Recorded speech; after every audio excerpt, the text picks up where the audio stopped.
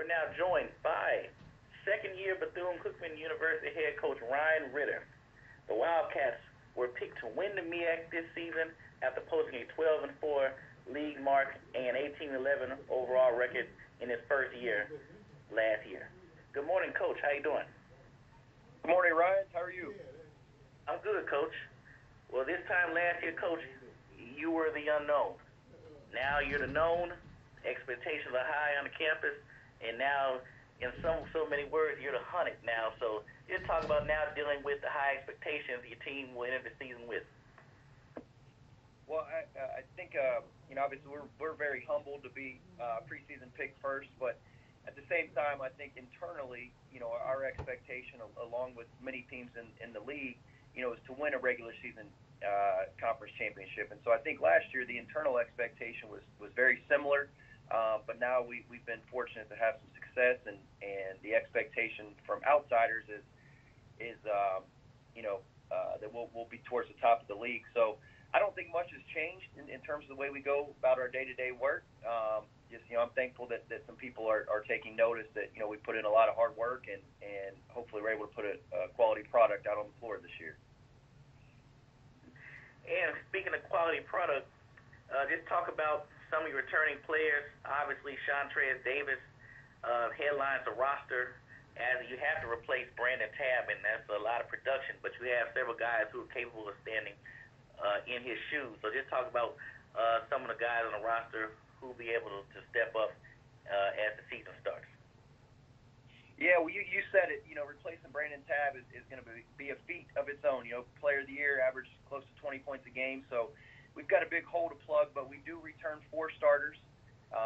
Obviously, Chantrez Davis, Isaiah Bailey, Sufi Diakite, and Malik Maitland, I think very, very capable of helping lead us to a good year. And then you throw in reserve Houston Smith and Armani Collins, who both played quality minutes for us last year. We've got 6 guys that helped us earn a regular season championship last year. So I think it'll be by committee. I don't know if there's one guy that can step in and get us 20 a game, but I do know we've got 6 guys that have been there before and are up for the challenge.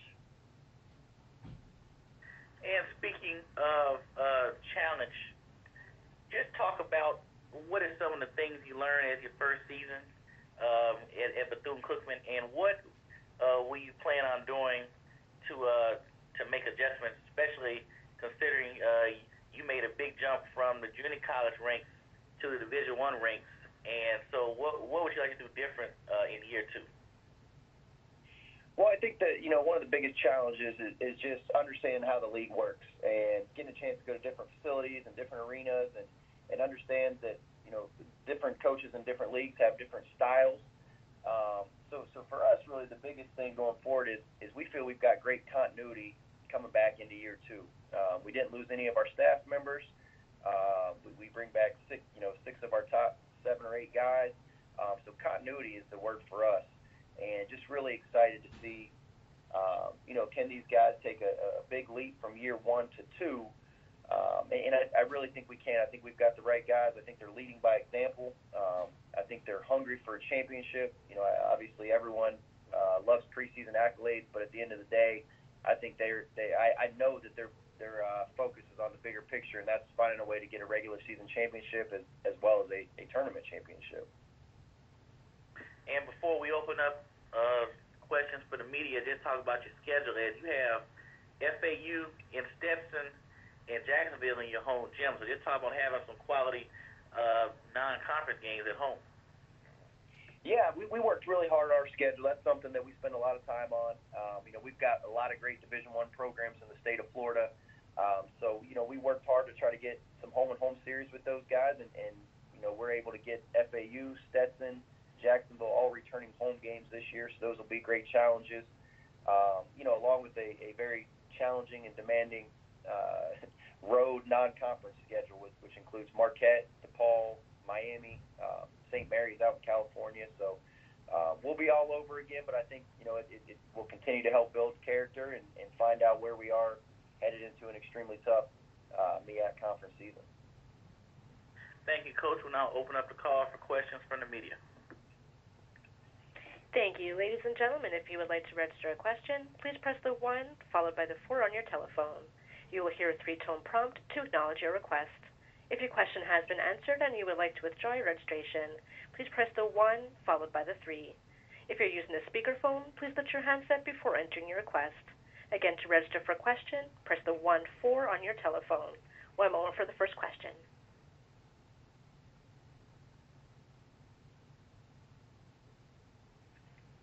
And there are no questions at this time.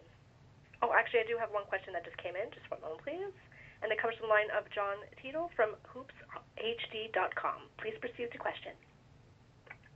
Thanks. Hi, Coach. Just wanted to see if you could expand a little more on what Sufi brings to the table, especially on the defensive end as the reigning conference defensive player of the year. Sure, great question. Sufi is so versatile, offensively and defensively. He can guard. A lot of guys talk about people that can guard 1 through 5, but he really is the definition of he can guard a point guard that can score it. He's tough enough to guard a 5-man. He's as consistent of a guy that I've ever been around in terms of basketball. He comes, puts his hard hat on, and will work and do whatever we ask. And it just so happened that he found a way defensively to get himself on the floor. But I think what's extremely overlooked is he's a very capable guy on the offensive end as well. So I won't be shocked to see his numbers climb up on that offensive side. But definitely the anchor of our defense, and really excited to coach him in his senior year.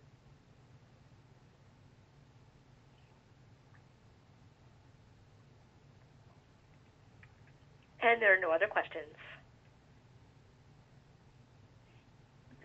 Coach Ritter, we talk about, and I've heard other coaches over my experiences, you had a good regular season, came down to the end, and then obviously you didn't get the postseason finish you wanted, but just talk about the difference in adjusting to postseason coaching and your regular season, and what adjustments you have to make, once you play a team for the third time in postseason.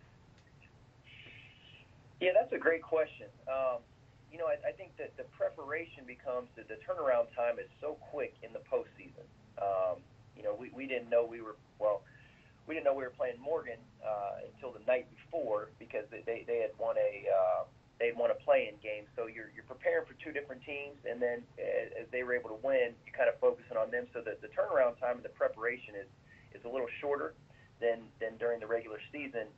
But at the end of the day, you've got really quality teams that are playing in the postseason, and you've got to be prepared, and you've got to stay balanced emotionally and physically. But at the end of the day, you need some luck as well. We had a layup at the buzzer and we just missed it, and not taking credit away from them, they were awesome. They had two guys that are playing professionally right now, so I don't think much changes. You got to go about your day-to-day approach and prepare your guys as best as you can to stay composed when the moment gets big. And before we close out, talk about, if you can, in detail, more about Shantrez Davis. As last year, he started off red hot. It was a double-double machine. And just talk about, for those that don't know who he is, the type of player he is, and who does he remind you of if you had to match him up against someone professionally or, on the major college ranks? Yeah, well, Shantrez, we've been saying it from day one. I think he's as good of a frontline player as there is in our league, and that's with respect to Rashawn Davis and Alex Long and Damani Applewhite and some other guys. But Shantrez is very capable of scoring around the block, right and left-handed. He can step out and shoot threes. He's a great rim protector. So really, for us, he gives us a chance every night to be successful when he stays out of foul trouble. And the biggest challenge for him last year, being his first year in Division I, was he found himself in a lot of early foul trouble and kind of took himself out of some games. So, the big thing going forward this year is finding ways to get in better shape to help him stay on the floor without foul trouble. If you don't mind, though, I would like to just add, I think what gets overlooked a little bit on our team sometimes is Isaiah Bailey. Because we do have some other good players, and last year in conference, I don't know a lot of people understand, he averaged 19 points, 6 rebounds, and 6 assists.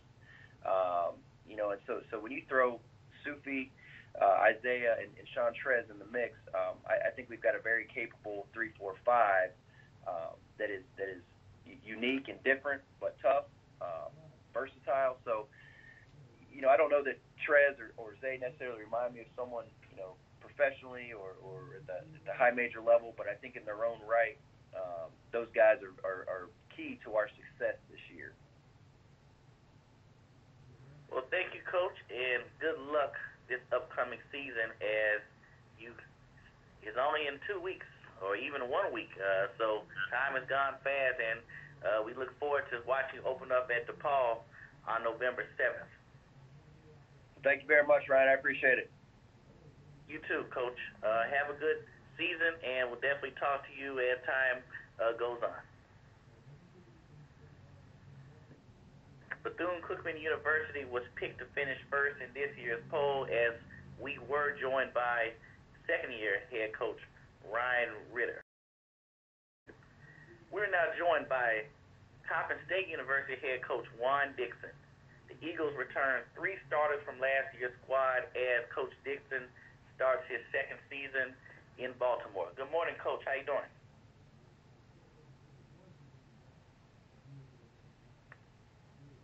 Can you hear me? Yes, sir. I can hear you, Coach. How you doing? I'm great. How are you? I'm good, Coach. This is your second year at Coppin State, so just kind of recap your first year at Coppin and what to look forward to as you begin year 2. Well, our first year, it's a year that it's a lot of growth throughout our program, starting with myself. But I thought, as a team last year, I thought we had a solid year. In the MEAC, we lost 7 games. That was 10 games, 7 points or less. So we competed in every game. It's just a matter of, our guys getting familiar with our schemes and understanding what we expect from them day in and day out.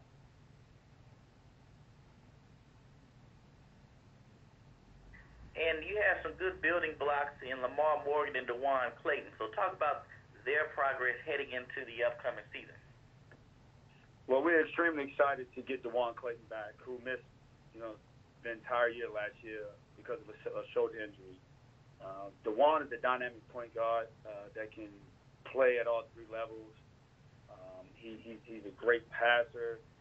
He's gotten a lot better since his freshman year. So we're extremely excited about having our point guard back in the lineup. When it comes to Lamar Morgan, we consider Lamar Morgan one of the best shooters in the country. Lamar can shoot out to 30 feet. He shoots it at a high clip. He averaged 17 points for us in conference play last year. So we're looking forward to Lamar continuing to get better offensively. But at the same time, we need Lamar to be more consistent on the defensive end, which he's been working extremely hard at the offseason and this preseason.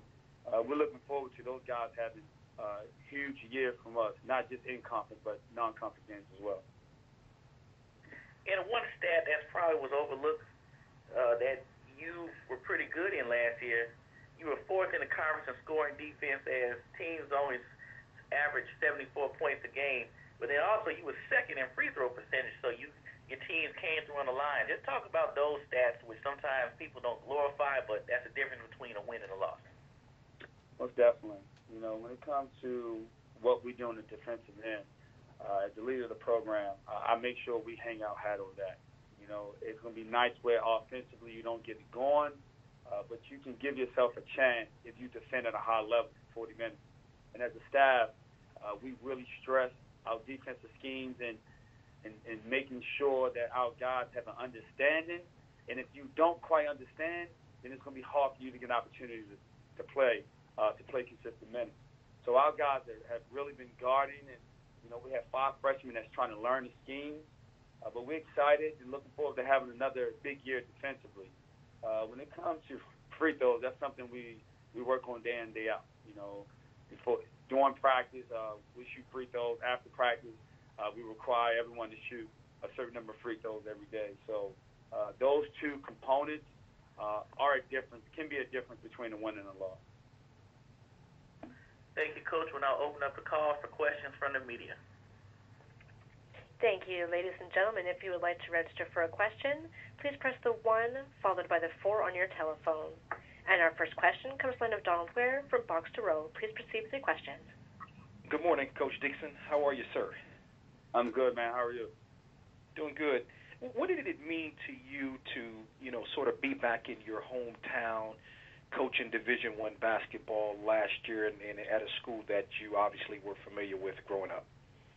It meant a lot. It was a great opportunity to be home in my city, coaching at an institution that, as a kid, playing high school basketball, AAU basketball, I grew up playing on their campus. I was extremely familiar with the history of Coppin State basketball, and what we want to do as a staff is get that program back to the level where it was. And, we're working extremely hard to do so. We're recruiting the right players, the right pieces.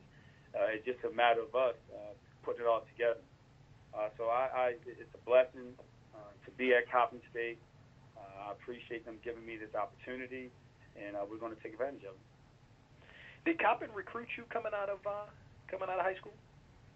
Yeah, I mean, I spoke to Coach a few times, but nothing crazy. Wasn't crazy interaction coming out of high school. No. Okay. Do you sort of, I don't know, do you remember the run that Coppin made in '97? And if you do, what do you remember most about that run? I do. I do remember the run. And I was, as a kid, I was in high school, and I remember Coppin, a lot of buzz going around the city about Coppin getting a big NCAA win. So we're familiar with Coach Mitchell and his staff, done with the program, the heights that they got to, and the goal as the leader of the program is for us to get back there, bring that type of energy back into Coppin State. And, we're looking to do so this year. We're excited about our team. I love our team, and I'm looking forward to the season. Did you? I don't know. I mean, I know you were trying to build a program last year. As a national championship winner, one that is, went on to play in the NBA, play pro ball, so on and so forth. Did you find that there, it was difficult last season with sort of the record and some of the losing? It didn't bother me one bit. I understand that it's going to take time to build our program. Like I said before, we lost 10 games or less, 10 games, 7 points or less in the MEAC. We competed. We just didn't score the ball very well. Like I said, DeJuan Clayton missed the entire year, but we're excited. We got some freshmen that we believe are steals, that's starting to have a better understanding of our schemes. We had another point guard that he's going to be really good. And as a team, last year we played extremely slow because we only had one point guard on the floor. This year, we want to play much faster. I mean, you're going to see a Coppin State team that gets up and down the floor and playing transition a lot. Can you name some of the, I know you mentioned some freshmen and maybe some new guys. Can you name some of those guys that you expect to have, an impact on the program this year? Well, as far as, our returners, of course, Lamar Morgan was picked third team last year. He picked second team in the preseason. He had a great offseason. Chad Andrews-Fulton, undersized center, but he's the heart and soul of our team. His toughness, his will to win. We have Cedric Council, Kent Auslander, Lucian Brownlee, who's going to be seniors that's going to contribute, being great leaders for us. Worked extremely hard in the offseason. We're extremely excited for DeJuan Clayton. He's our quarterback on the floor. So we're looking forward to DeJuan having a big year. Taquan Drummond, who missed a ton of games last year due to injuries, has had a great offseason. And then our freshmen with Nigel Marshall, Justin Steers, Ibn Williams, Garrett Ring. We have a 7-footer who's making huge strides. But Nigel, Justin, and Ibn is 3 freshmen that is going to make an immediate impact on our team. And Garrett Ring is a 6'8", power forward who really stretches the floor.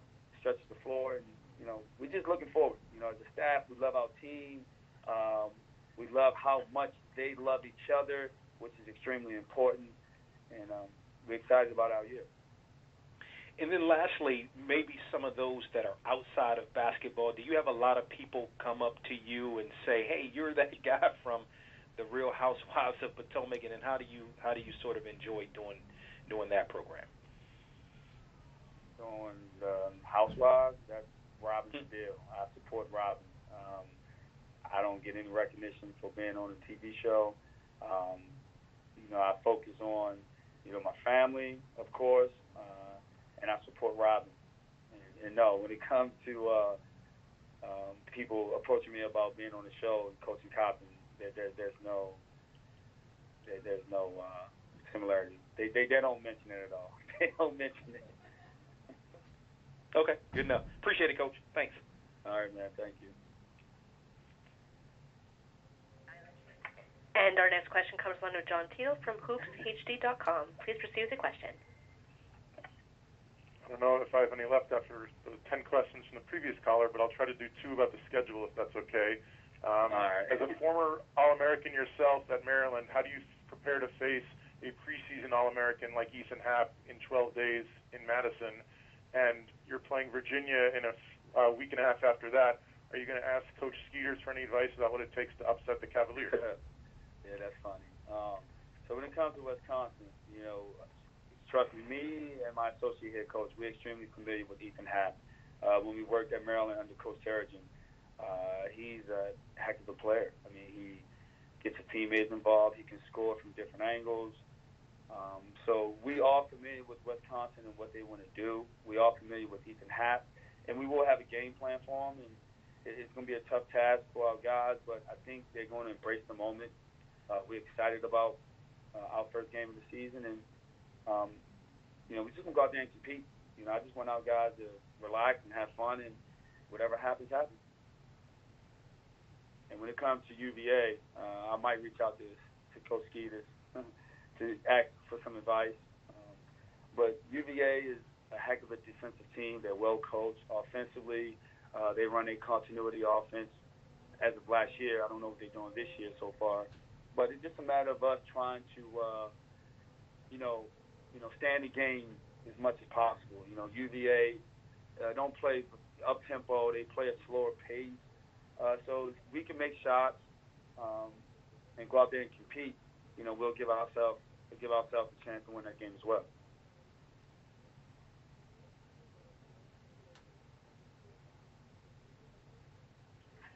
And there are no more questions. Thank you. Coach Dixon, thanks for taking time out and speaking with us, and good luck as the season starts in a few weeks. I appreciate it. Take care. You too. Coppin State University.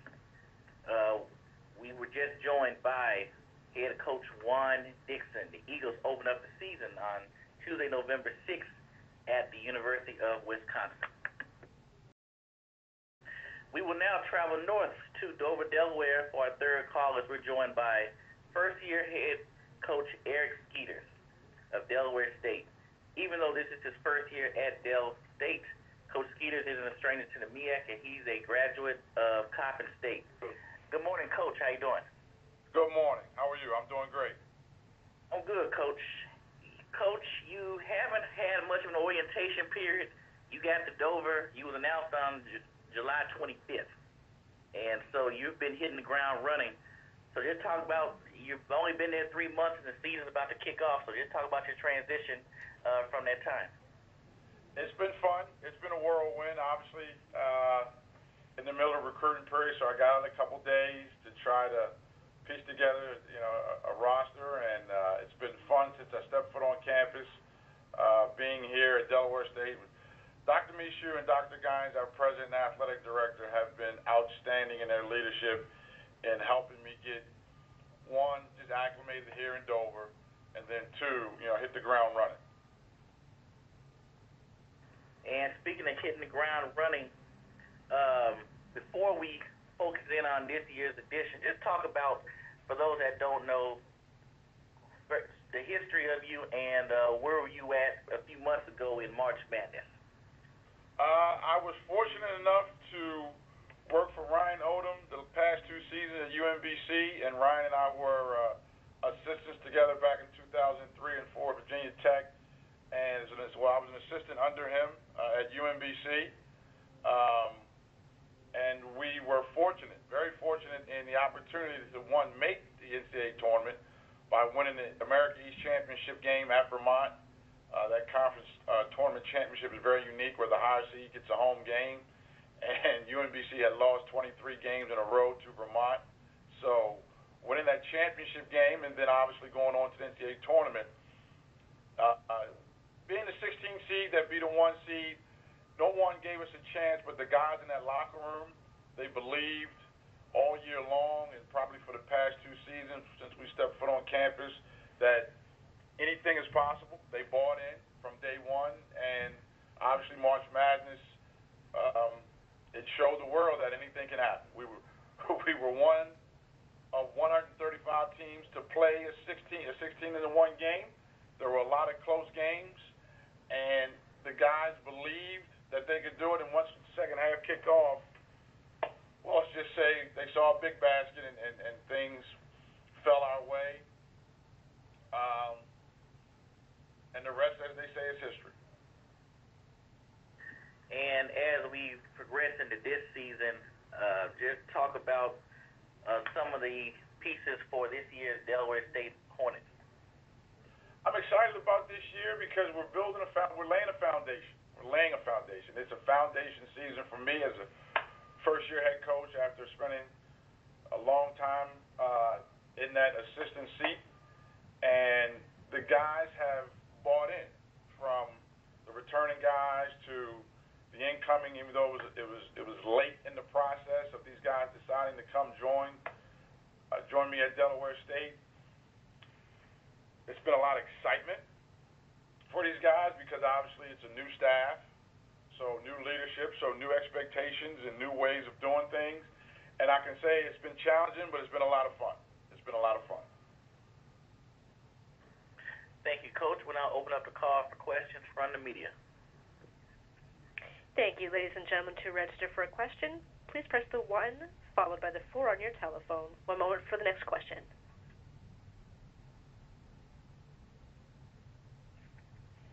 And our next question comes from the line of John Tito from hoopshd.com. Please proceed with your question.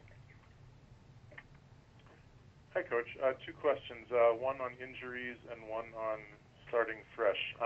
As far as Kobe Gantz, has there been a final decision made as to whether or not he's going to miss the whole season? And as far as you mentioned that you've been an assistant for a long time before getting the head job, what have you learned so far is the biggest difference between being an assistant versus running the show? Well, first and foremost, Kobe is enrolled in school full-time. He will not play this season. He will sit out the year with the injury and the change, and Kobe had some challenges that he had to overcome, and he's doing a great job in school so far, but he will not play this year. He will sit out this season. And sliding over to the head coach's position, it's nothing like it. It's nothing like it. It's what you dream of when you get into coaching. I started as a JV coach in the Baltimore Catholic League in 1992, and till that call came and it was finally official in July of 2018, there's nothing like it. It's exciting. It's challenging, and every day you wake up, I know I do, and thankful for the blessing of being in this position, but excited about the new day. Every day, whether we're off today, so we don't have practice today. It's homecoming weekend in Dover, Delaware, so it's an exciting time on campus and in the community. And I'm looking forward to, many days of building these young men up. I think I've assembled a great staff of former players and coaches that have been successful in their own right. And it's a challenge. I won't say there's not days where you wake up and I had talked to some of my friends in the business that have become head coaches, and the first thing they said is, take care of your body and get some rest. So I've been trying to do that as well.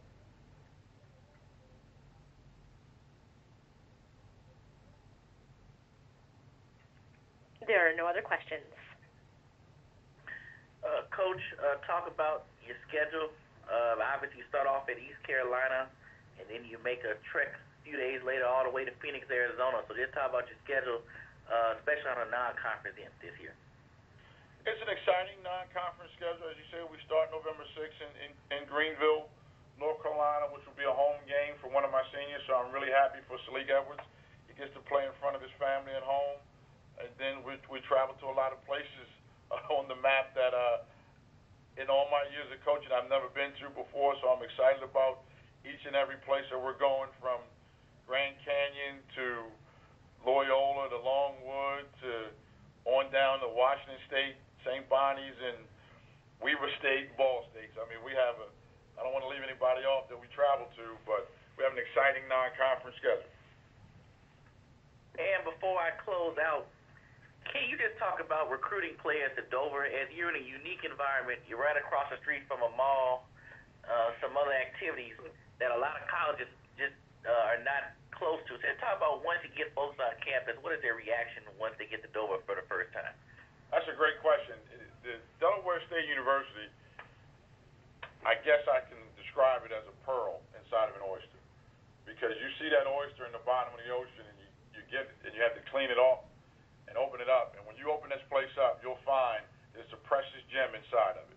The leadership here, the people here, the people in the community, the people that have left this institution and now come back, they are very, very, very proud and successful Hornets.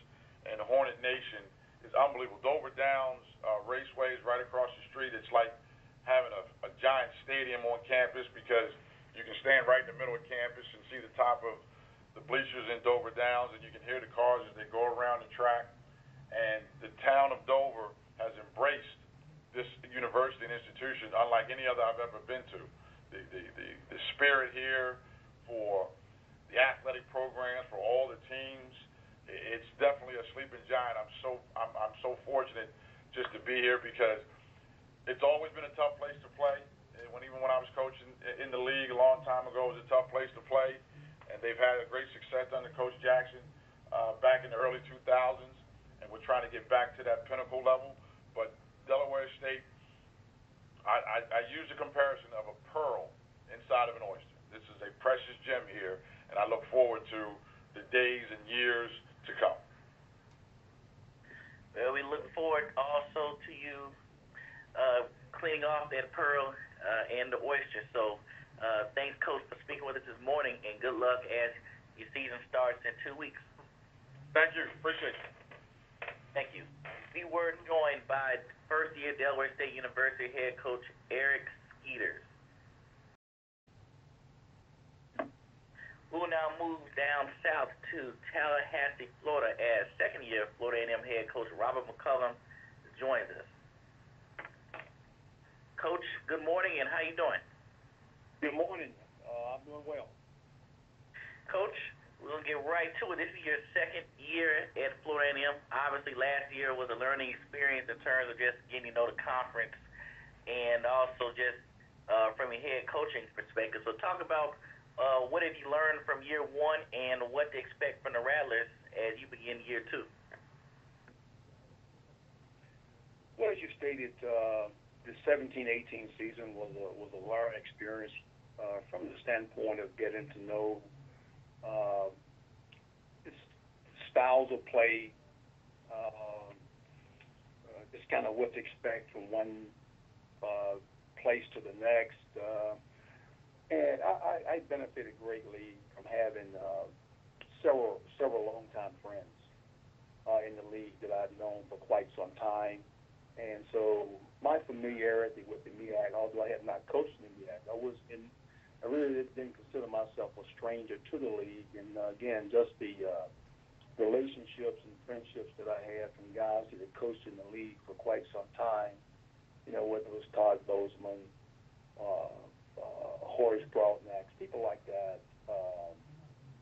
And then the other thing that really helped was the team that I inherited, the team that you guys really bought in. And they bought in and embraced our approach, both on the court, off the court, academically, socially. And so all of that combined to make the first year really rewarding and fulfilling on a number of levels. And speaking of this year's roster, you're going to have one of the bigger teams in the conference this year, as you have a 7-footer, some 6'8" and some 6'9" sprinkled over the roster. Just talk about having some big guys down low, and then how do you want to make sure they adjust with the remaining part of your roster? Well, the latter part of your question is a good question, and it's the challenge. We were last year probably one of the smaller teams in the conference, and we clearly lacked depth, which made us almost a definitive half-court team. We didn't have the depth to do very much full court, although late in the year we scored more in transition. But we'll have more size this year than we had last year. We'll have more depth. But the huge challenges for us would be integrating 6 new players that never weren't on campus last year, and then you combine that with 2 guys that set out last year that were on campus. So we'll be integrating 8 new players into the mix. So another way of putting that is that while we'll have quite a bit more size, and in a lot of ways it's going to be a total rebuild for the 18-19 season, but one that we're looking forward to it. It's very challenging, but yet that's where we are, and hopefully by the time we get to conference play, we'll have a better idea how to work the pieces together. Thank you, Coach. We'll now open up the call for questions from the media. Thank you. Ladies and gentlemen, if you would like to register for a question, please press the 1 followed by the 4 on your telephone.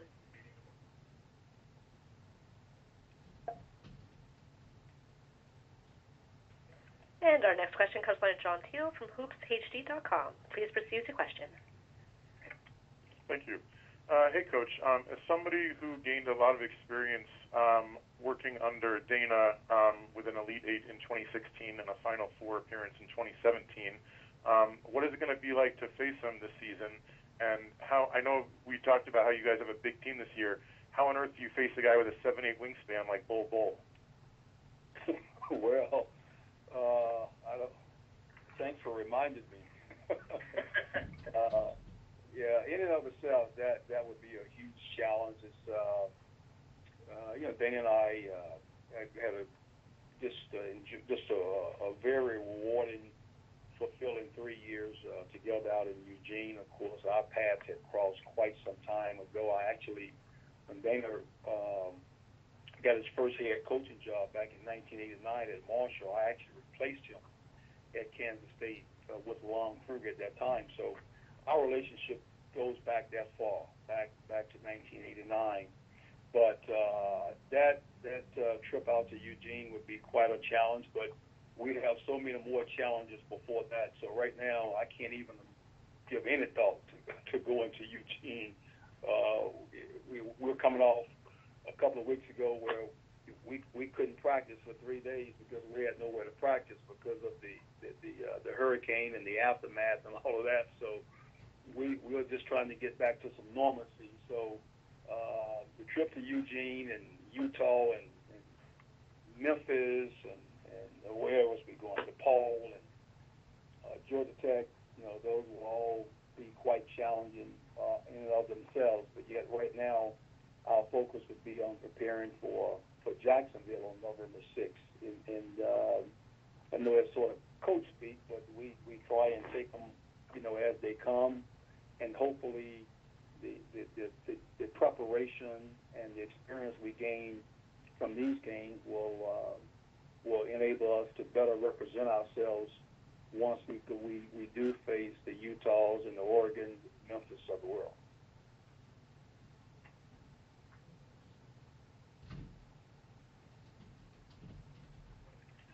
There are no other questions at this time. And, Coach, before we close out, and I don't know if I should remind you this or not, but I have to ask you, you got to replace 35.1 points a game in the loss of Desmond Williams and Marcus Barham. Just talk about that, and how have you adjusted to life after those 2 players? Well, and let's add Elijah Mays, into the mix because he averaged 11 points a game, and so those were our three leading scorers. That's going to be a huge challenge. I'm asked that question frequently. I'm reminded of it every day that I go to practice when I don't see those guys out there on the court. But we will be a different team.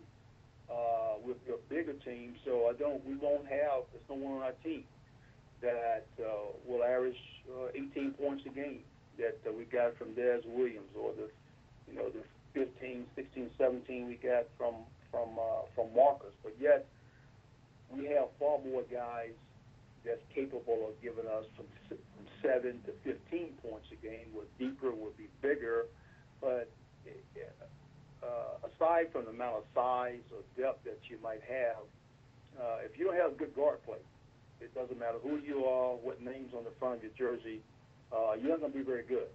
And so while we've got more size than we had last year, it all begins with guard play. And so Cameron Reeves, who played 11 games last year before missing the remainder of his year with the torn meniscus, Rod Melton from Lawson State Junior College in Birmingham is just an outstanding athlete. Who in those guys will combine with Richard Anderson, who led the nation in three-point shooting. They'll combine to hopefully kind of help give us some of the stuff that Elijah Mays gave us. And then we have 6'9" Darren Jones, who transferred from Tulane and set out last year. He's a lefty like Des Williams, but yet he doesn't have the strength and the ability to attack the basket. He's a lefty, can really shoot the basketball, and so the challenge is to be able to get him to play with more consistency. So here we have some pieces. Tracy Hector, who was a defensive player of the year in his junior college conference at South Georgia Tech. He won 2 state championships in high school. He's 6'5", 215. He's our most versatile player, and he missed 3 weeks of the fall with a knee injury, so he's behind from a conditioning standpoint. But he'll probably be, could be our best player just because of his ability to do so many things on the floor. So again, we're experiencing with a number of things, trying to find out who can do what still.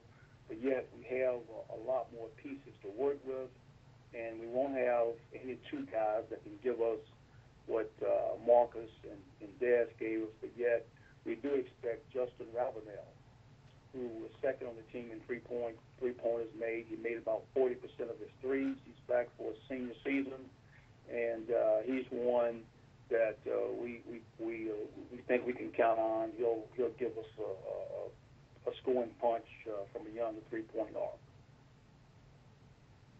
Well, thanks, Coach, for that detailed description, and we definitely look forward to talking with you throughout the year, and good luck as you start the season at Jacksonville on November 6th. Thanks so much. You're welcome. We were joined by head coach Robert McCullum of Florida A&M University. We will now move back north to Washington, D.C., as we will be joined by Howard University head coach Kevin Nickelberry. The Bison were picked 4th in this year's preseason poll, and they return 2 first-team All-MEAC performers in Charles Williams and R.J. Cole, and the 2018-19 preseason player of the year in R.J. Cole. Good morning, Coach. How you doing? Morning. How you doing? I'm good. Coach, this time last year, you mentioned R.J. Cole was special coming out of preseason practice, and he probably, I don't know if he defied expectations, but he definitely lived up to them. This is year 2 preseason player of the year, so just talk about, first of all, that honor and some things we may not know about R.J. From the previous year. Well, I mean, he definitely, after the first whistle of practice last year, I knew he was going to be a special player. I knew, he's very talented, and he definitely lived up to the expectations I had for him. And I'm not sure if he exceeded them. I think he was ready for the call. Unfortunately, we had a lot of injuries last year, and him and CJ had to play with 2 walk-ons, 3 walk-ons most of the year in the starting lineup. I thought they battled, and it made him appreciate, the influx and talent we have this year. He gets a chance to play with. And I think the thing that a lot of people don't know probably about him is that he played most of last year 17 years old. He turned 18 during the season, so you're talking in a league of transfers, a lot of transfers in our league. College basketball at the mid-major level is when they go on to that. So we really don't do that at Howard. Wish we could sometimes, but we just don't do it just because of our academic standards. It's tough to get transfers in. So when you're best player and you're starting guard at 17, that's going against. We had a scout last year, and the point guard we were going against was 23 years old. So in league play, so that's a little bit different for when he was a senior in high school, RJ was in middle school. So it's a little bit different, but it shows that the sky's the limit for the young man as he matures into his role and into his talent. And you were picked 4th this year, but you have CJ back, and so you arguably have one of the top backcourts in college basketball. So just talk about his growth and what you like to see from him and the remaining part of the roster in terms of returnees. Well, CJ was Rookie of the Year himself a couple years ago, so he's very talented. I knew he was talented. If RJ didn't have the year he had last year, then they would have been talking about CJ Williams as a possible preseason player of the year as well. He's the fastest person to 1,000 points in our school history. So, arguably he could leave here being the all-time leading scorer with a guy named R.J. Cole right behind him, probably breaking that record. So that record could be actually broken 3 times in 5 years by James Daniels, by C.J., and then R.J. So he did what he needed to do. I love my backcourt, but we have to get it done at other positions. We've been here before. We were here a couple of years ago when James Daniels was the preseason player of the year, and we were loaded, picked to win, and obviously James Daniels missed a year, and J.T. Miller got hurt for the year. So right now, I'm not saying I'm paranoid, but it's just a pick, and it's great to have accolades, but I've learned from past experiences.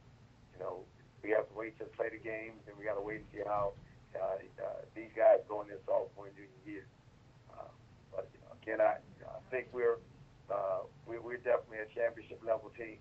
I think we're built for this moment, and that's what we're striving for. We're here to win right now. I think we've got the team that we want, and if we can stay healthy, if we can stay together, we should be a very formidable team in the MEAC this year. Thank you, Coach. We'll now open up the call for questions from the media. Thank you. Ladies and gentlemen, if you would like to register for a question, press the 1-4 on your telephone. And our first question comes from the line of Donald Ware from Fox to Row. Please proceed with your question. Good morning, Coach. How are you? Morning. How are you? Doing good. Can you kind of talk a little bit more about RJ in terms of some of the things that you think he needed to improve upon and what maybe he worked on in the off season? Well, he got stronger. He really got stronger. He got stronger so he can battle, get to the line a little bit more. Even though he got to the line a lot, and we had to make sure that he worked on becoming more of an efficient shooter, just not a volume shooter, but more efficient.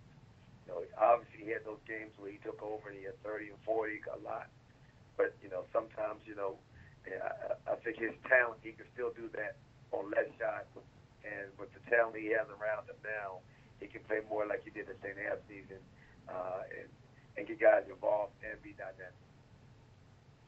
When you signed him, I guess as a junior, and obviously he had another year to play at St. Anthony, but did you think that last year he was going to have the impact that he ultimately did? Yes, I did. I remember me and you talking about it. I told you, watch out for this kid, R.J. Cole. I mean, one thing I've been able to do in my career is recruit. I mean, unfortunately at Howard, we've had a lot of injuries, a lot of situations here where our best players have been out for the year or most of the year. When you get to that point, you got a chance to be good every third or fourth year. But, I think I've had 13 or 14 rookie of the years in 27 years. So one thing I can do, I have a great eye for talent. And when I see a kid who can play, I get excited. Watching him play in high school, I was very excited. I knew he was very talented. I knew we would have a shot to get him. The most nerve-wracking part of it was watching him be player of the year in New Jersey through his senior year, and thinking we were going to lose him. So that was the most. Once he got on campus, there was no doubt in my mind how special he was going to be. Getting him on campus was going to be the big issue. So some of the new players, maybe transfers and freshmen, who are you expecting things from, and maybe the player you think that would have the greatest impact, especially based upon what you may not have had or what you were missing from last year? Well, Chad Lott, a transfer from Rice. So he's one of the 2 or 3 transfers I've had since I've been here. Came from really good academic schools. I think he's going to have a huge impact because he steps in right away, being the most athletic kid on our team at 6'4", 6'5". What gives us that free man, with the extra guard with TJ, with size, but obviously with TJ being 6'5", 6'6", you bring in another 6'5" guy who's got size, who's athletic, he can make shots, and has a competitiveness. But our most talented kid, we have a kid, Andre Torre from St. Benedict in New Jersey, played for a top 5 high school program, 6'9". He's going to be Rookie of the Year or be an all-league type of player. He's that good. He's been in our first scrimmage. I think he had 30. I mean, he's dominant. He's a dominant 4-man who's very, very athletic. He can really shoot the basketball, dribbles like a guard. He reminds me of James Carlton. With this younger we had. He's a Mike Freeman, James Carlton type of talent. I think he has an unbelievable chance of being our third straight Rookie of the Year. He's the most talented freshman big guy I've had since I've been in Howard, by far. Mm-hmm. And then finally, in terms of the schedule, a lot of our teams, they'll go and play a lot of games away from campus, money games, et cetera. I know you have some of those, but what does it mean to have 8 of those games in D.C. and I guess 5 or 6 at Byrd Gymnasium to kind of start the season? Well, it's huge. I mean, our AD did an unbelievable job of setting this up for us. I mean, we knew last year we was going to be a rebuilding year. We knew some of the guys we signed early were going to be very talented. Some of the guys we sat out with Chad Lott and Princewell, the big 6'9" kid we had sitting out, that we were going to bring some big guys. And we obviously were bringing, last year we were probably one of the smaller teams in the league. This year we're probably one of the bigger teams. I think we brought in 5 guys who were 6'8" or big this year. So we knew that this was a year that we had a chance to move up the standings, and he did a great job supporting this program and allowing us to set this schedule up to give us confidence early and not to get beat up on the road against some of these big schools like we've had to do in the past, but set us up to be competitive every night, have a chance to win every night. And obviously we still have Georgetown and GW and some people like that. But Southern Illinois is very good. Some other teams that we're playing are very good. But obviously you're not playing on the road at Kansas or playing on the road at some of these other sites as we have done in the past. Just gives us a chance to keep our confidence, play at home, and develop this team the way I felt we need to do this year. My hat's off to my AD for believing in this plan we had to win in place a couple years ago. Appreciate it, Coach Nickelberry. Thanks. Thank you. And our next question comes from the line of John Tito from hoopsht.com. Please proceed with the question. Thank you. Hey, Coach, 2 questions, one about recruiting and one about conference realignment. as you mentioned, you do seem to bring in Conference Rookie of the Year like every other year, or in the case of Charles and RJ, every single year. Without giving away all your secrets, when you're looking at a high school kid, is there one or two big things that you look at to tell, like, wow, this kid's going to be a star? And then as far as conference realignment, as somebody who coached at Hampton, what was either your reaction when you first learned or looking at it now to hear that they were moving from the MEAC to the Big South? Well, I mean, as far as recruiting is concerned, I mean, I think, I really can't tell you. I've just had a gift since I think that's I made my name as a recruiter.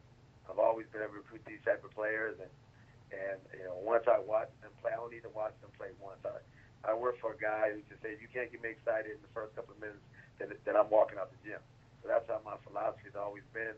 If I walk in there and I'm excited, then I think that kid has a chance to be special. If I'm not excited, I'm just taking that kid, then you're not going to be happy a year down the road or 2 years down the road.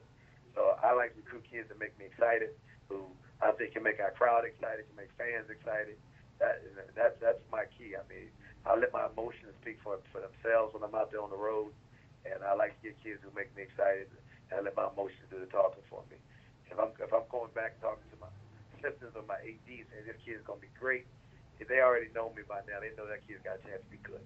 And that's how I was with Andre Torre. I watched him play. I was blown away. As I was with RJ and CJ and James Daniels and Carlton, all the guys up here. And the same way with Matt Pilgrim and Mike Freeman and those guys in the MEAC. So as far as Hampton, I mean, I always knew. I mean, obviously I was the coach there for a while, and I knew that Dr. Harvey was a forward-thinking person, and I knew that was always the goal. It should be. I mean, I think if he had a chance to move into a better situation, then he would. But I don't know all the particulars behind the move and the change, but if it's I think there'll be a lot of change in the next couple of years in a lot of different leagues. It's just the way it's going with the Power 5 conferences. I think that the movement is coming in a lot of different ways, and I just think every school has to do what's best for them. I mean, again, I don't know what happens in particular situations, but there have been some other moves in the leagues. If Liberty moving conferences, some other schools leaving conferences. So I don't think it's just Hampton. I think it's just where we are in college basketball. Schools are doing what's best for them, for shoe deals, for league deals, for travel, for everything else.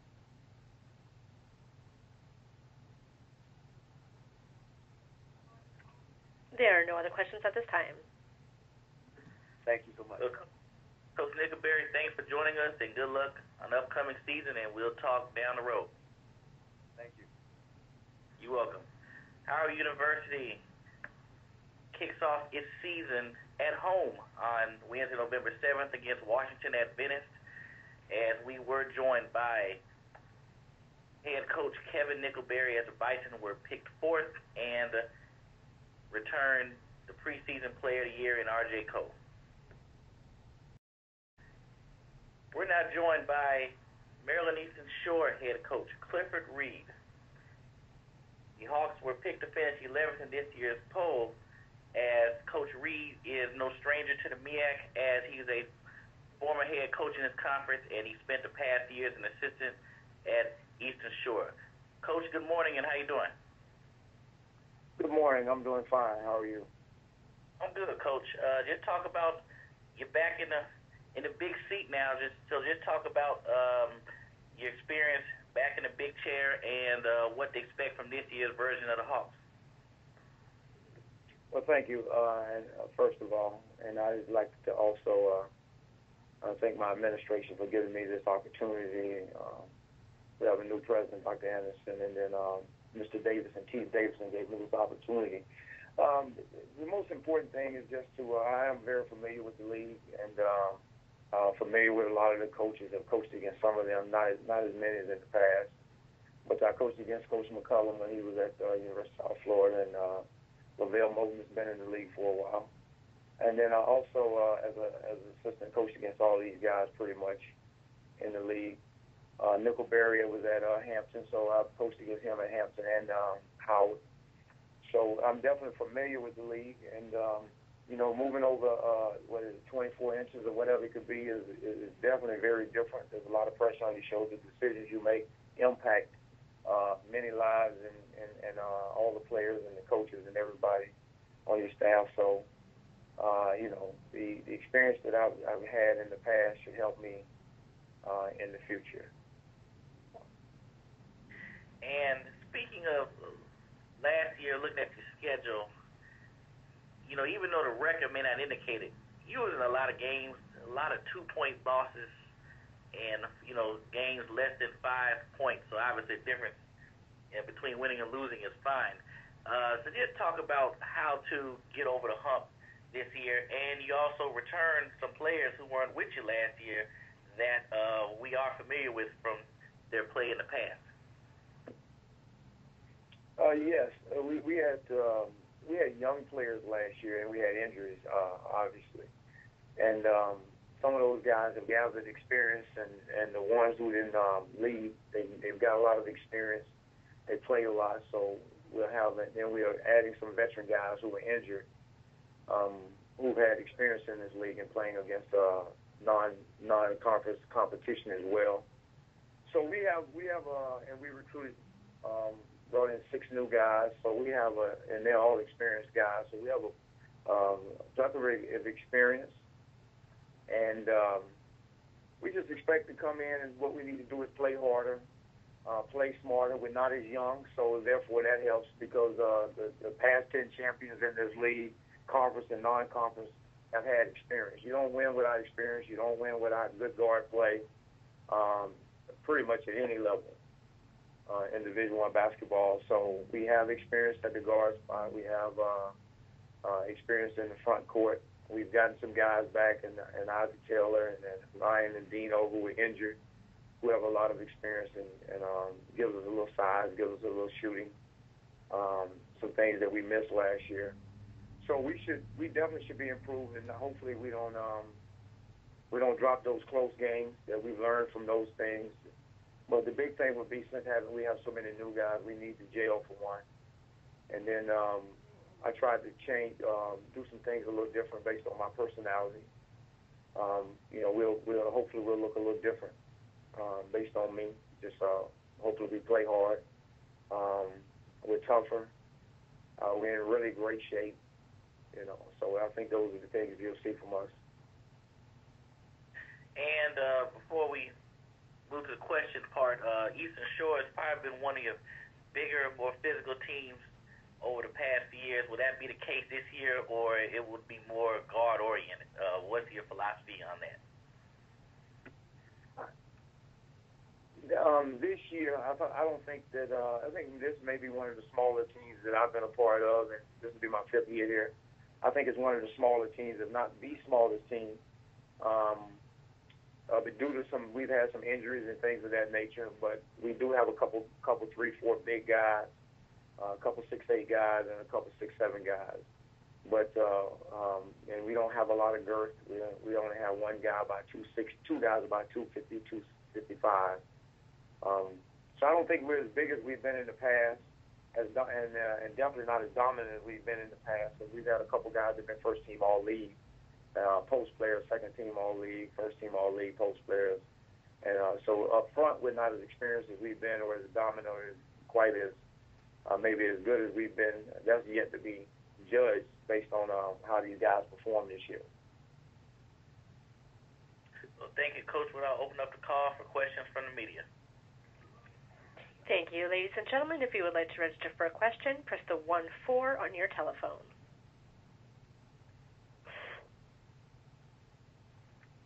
And our first question comes from John Tito from hoopshd.com. Please proceed with your question. Thank you.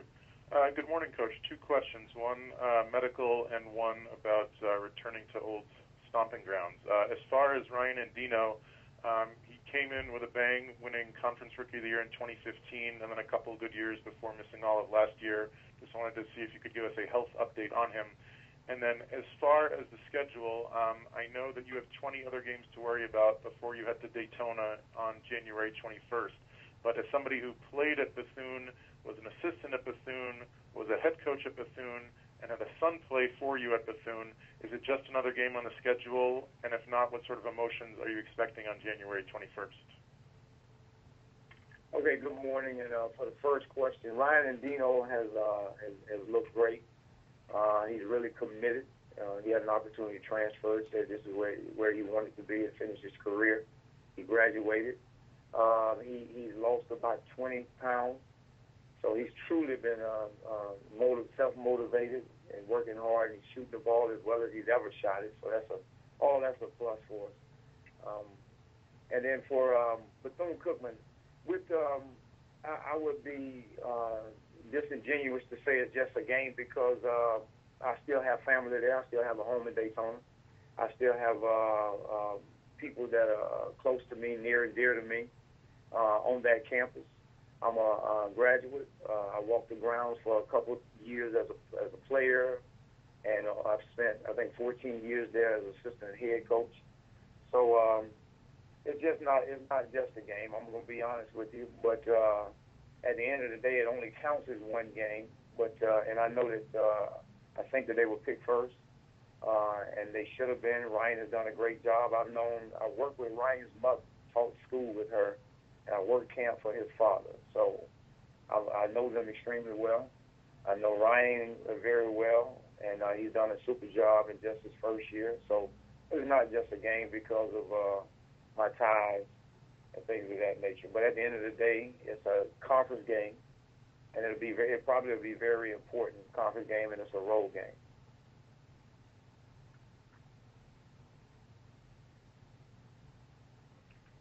There are no other questions at this time.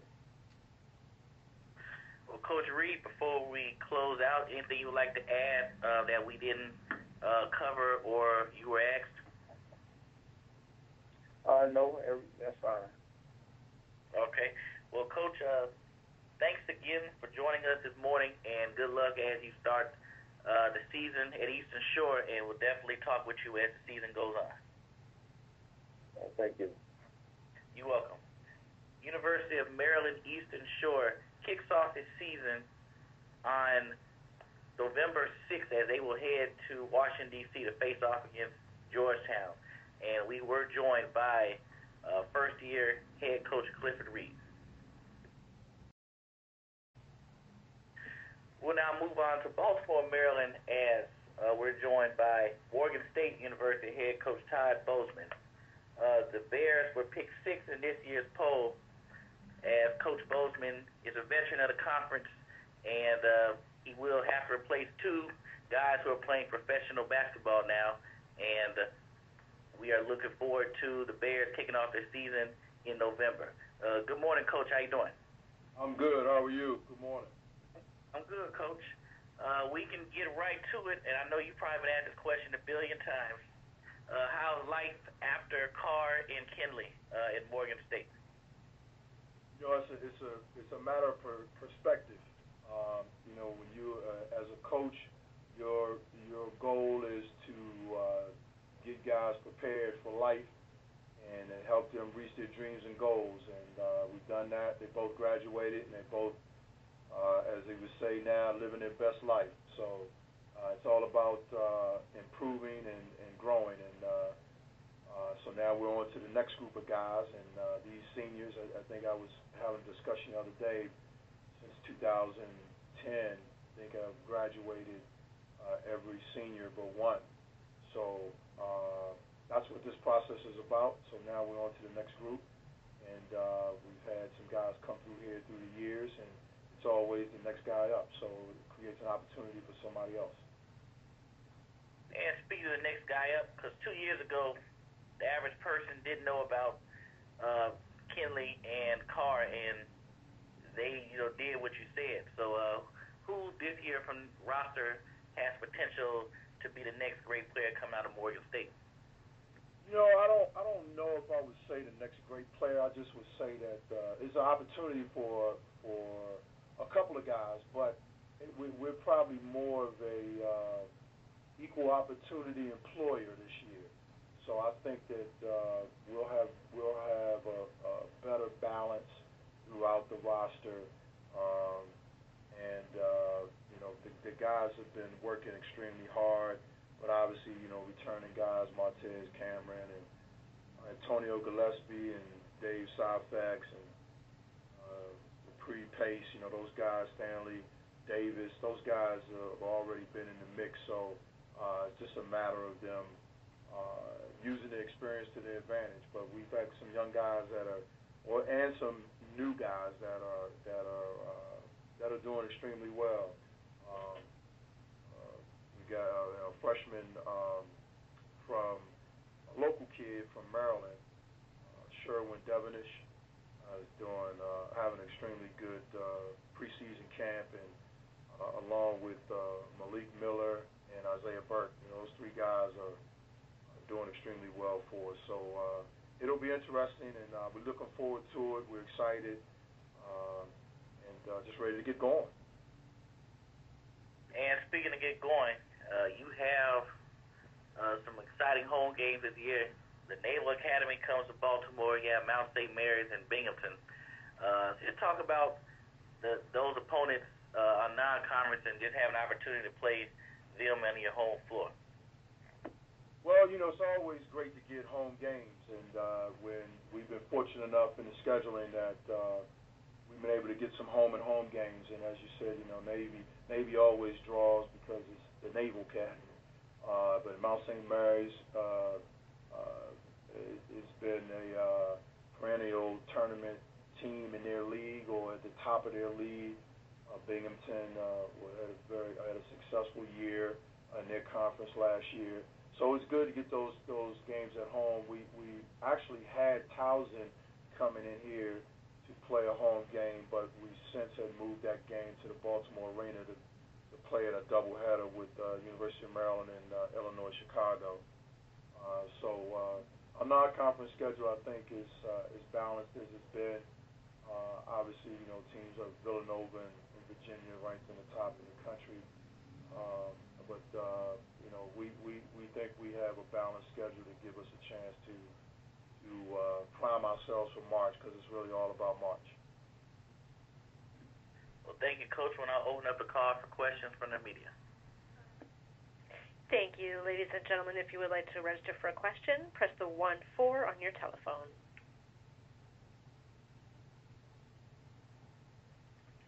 And our first question comes from John Tito from hoopshd.com. Please proceed with the question. Thank you. Hey, Coach, just wanted to follow up on the Villanova and Virginia games. Have you ever played a defending national champ before? And then as far as Virginia, I was wondering if you're going to ask Coach Skeeters for any advice about how to upset the Cavaliers. Wow. To answer your first question, not since I've been here have I played a defending champ, but we played a defending champ when I was at Cal, and we played Duke in the tournament. So that was my only experience of playing the defending champion. As far as Virginia, I'm sure that this year's version of Virginia is not last year's version. And once you get your hand burnt by sticking it on the stove, I don't think you do it again. So, I'm sure those guys will be ready. Tony's an excellent coach and is going to have his team ready. And I'm not sure Skeet would share with me. I've been knowing Eric Skeeter for a long time. We go way back. I'm not sure Skeet would share with me.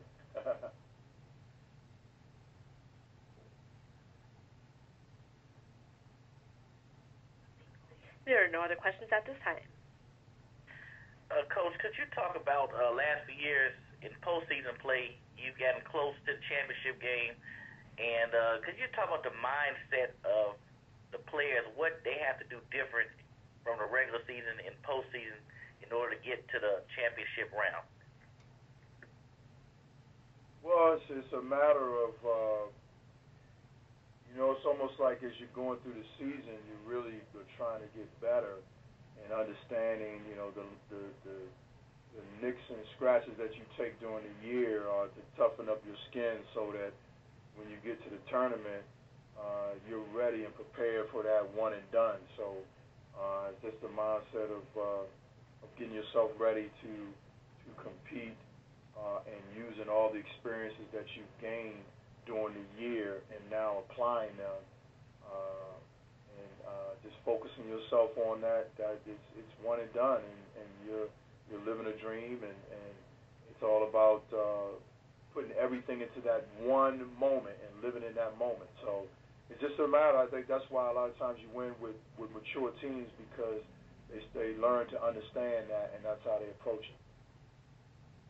And my final question is, just talk about your coaching staff, any changes from previous years, and if not, just talk about having the advantage of experienced coaches to lead the team. Yeah, the staff has been pretty much the same the last 3 years. Brian Ellaby has a wealth of experience and has coached in many places and been a head coach twice at Michigan and Loyola. So that obviously helps a great deal to have a guy with that kind of experience on your bench. And he's been at Virginia, George Washington. He's been in a lot of places, South Carolina. And then Larry Stewart, having done what every athlete that comes into this conference wants to do, is to play in this league and become an NBA player. So, and then have a long career as a professional basketball player. And so Stu brings a lot of that, and being able to articulate that to our players. And so he's had a lot of experience with different sets, defenses, and alike, and about preparing your mind to play. And then Horace does a great job with keeping us all focused and organized. And that's pretty much what my staff consists of, and they do a great job, and I'm fortunate to have them. Well, thanks, Coach, for speaking with us this morning, and we'll definitely speak throughout the season. And good luck as you kick off the season in 2 weeks at Villanova. Thank you very much. Have a great day. You too. Morgan State University, under the direction of Todd, was picked 6th in this year's preseason poll. And we're now joined by Norfolk State University head coach Robert Jones. The Spartans were picked 3rd in this year's preseason poll and have a pair of second-team All-MEAC preseason performers in Stephen Whitley and Alex Long. Good morning, Coach. How you doing? Good morning. How you doing? I'm good, Coach. Coach, I like to say that you probably have the hardest job in the MEAC, and that's a credit to the expectations you've built at Norfolk State as third place or higher. So just talk about, once again, going into the season with your ranking and their expectations at Norfolk State as a head coach. Yeah, I think that our string of success in the conference overall over the last 5 or 6 years, there is an expectation level here. Sometimes it's unfair to some of the student athletes that come into the program because it's a new team every year, so it's not like these guys it's the same team from last year or any previous years. But once again, when you come here, there's an expectation level, and the expectation level isn't going anywhere. So we embrace it, and we try to live up to it as much as we can. And you have 2 second-team performers back this year, but also you should receive the services of some players who couldn't play last year due to injuries. So just talk about adding the experience of guys who've been through your program before, coupled with the guys returning who had to grow up basically on the fly last year. Yeah, I mean, that's exactly what happened. The team that we put out there last year, we went through so many bumps and bruises because, honestly, we were playing with the guys that were supposed to be bench players or reserves for most of the season, while our stars didn't play due to different factors. But at the same time, those guys were able to touch the stove early, and you could see the results later on. And when they finally understood what we were trying to achieve, and we went on a good run towards the end of the season. But having a guy like Jordan Butler back for his senior year after sitting out last year, he's one of the best defensive players in the conference, in my opinion. And I know he's second all time in blocks here behind Kyle O'Quinn. So it's good to have him back to anchor that front line along with Alex Long, which, like you said, is a preseason or MEAC selection. So we look forward to having those guys. And then we had another kid who sat out last year. He'll be a redshirt freshman this year, and that's C.J. Kelly, who 6'5" guard, who has probably the most talent out of any guard that we have on this team. He averaged 28 points a game in New York City. He's the leading scorer in New York City, and just up to him now to learning how to play at the college level. But as far as talent, he's probably the most talented guard we have. And talk about your schedule. You probably have one of the toughest exhibition games in Virginia State, but then after you get past that, you're heading to Ann Arbor, Michigan. So they're talking about kicking off the season and your schedule as a whole. Yeah, happy, joy, right? With that schedule, I mean, Virginia State, of course, with it being a rivalry game, an old CIAA rivalry. But with those guys, I think they're preseason number 7 in the country for Division II.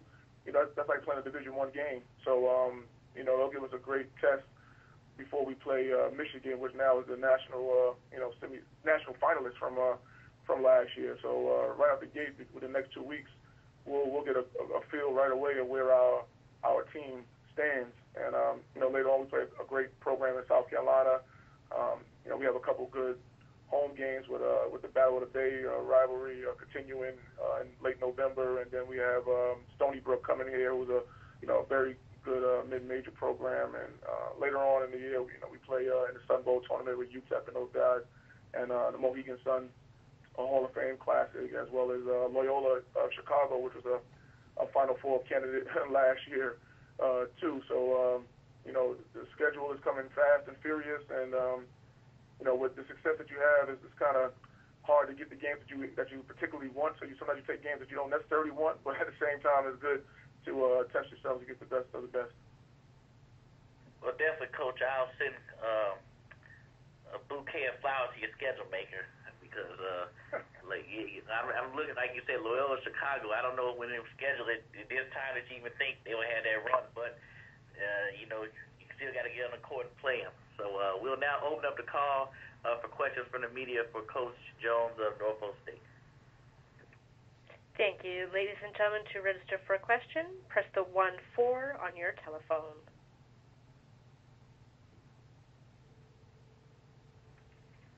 And the question comes from John Tito from hoopshd.com. Please proceed with the question. Thank you. Hey, Coach. One question about the schedule and one question about the roster.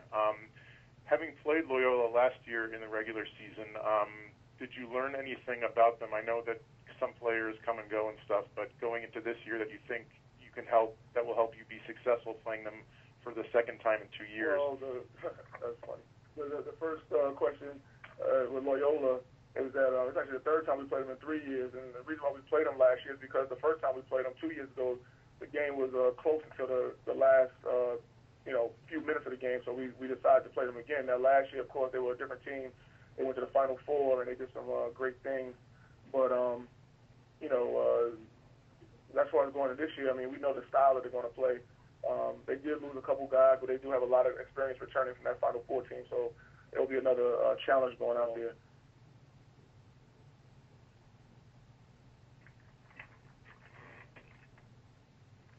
There are no other questions at this time.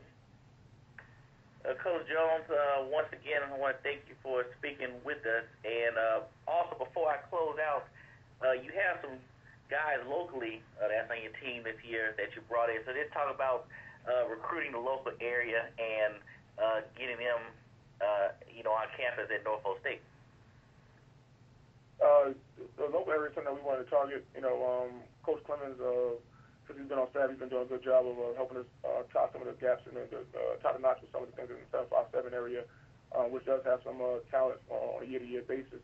So with us, I think we have now 5 Virginia guys or 6, and that's pretty much our high that we've had in recent memory. So it's great to have those guys here. Hopefully it'll lead to more ticket sales and things of that nature. So we look forward to having even more local guys in the future. Well, Coach, thanks again for talking with us this morning, and good luck as your season kicks off in 2 weeks, and we'll definitely see you down the road. All right, thank you, man. Appreciate it. You're welcome. Norfolk State University was picked third in this year's preseason poll, and they have two all-MEAC second-team performers, and they kick off their season November 6th at the University of Michigan. Hey, we're now joined by North Carolina A&T State head coach Jay Joyner. The Aggies were picked fifth in this year's preseason poll and has a third-team all-MEAC performer in Cameron Langley. Good morning, Coach. How you doing? Good morning, sir. How are you? I'm good. Coach, last year the Aggies made a big splash and had a good postseason run. So just talk about building on what took place last year and what to expect from this year's version of the A&T Aggies. Well, first and foremost, last year is last year. Just really trying to build upon the success that we had last year. To be able to, turn the program around in 1 year, I think is a huge testimony to the administration, my staff. But you have to do it, year after year. And, I'm currently in, the early process of building a program the right way. So this year is going to, have new challenges, but I really think we're going to be deeper this year.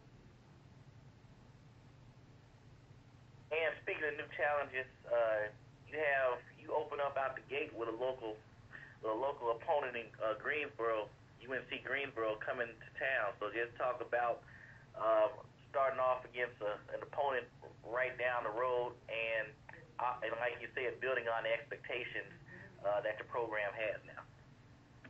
Well, I think anytime you could play crosstown rival, it's huge for both programs.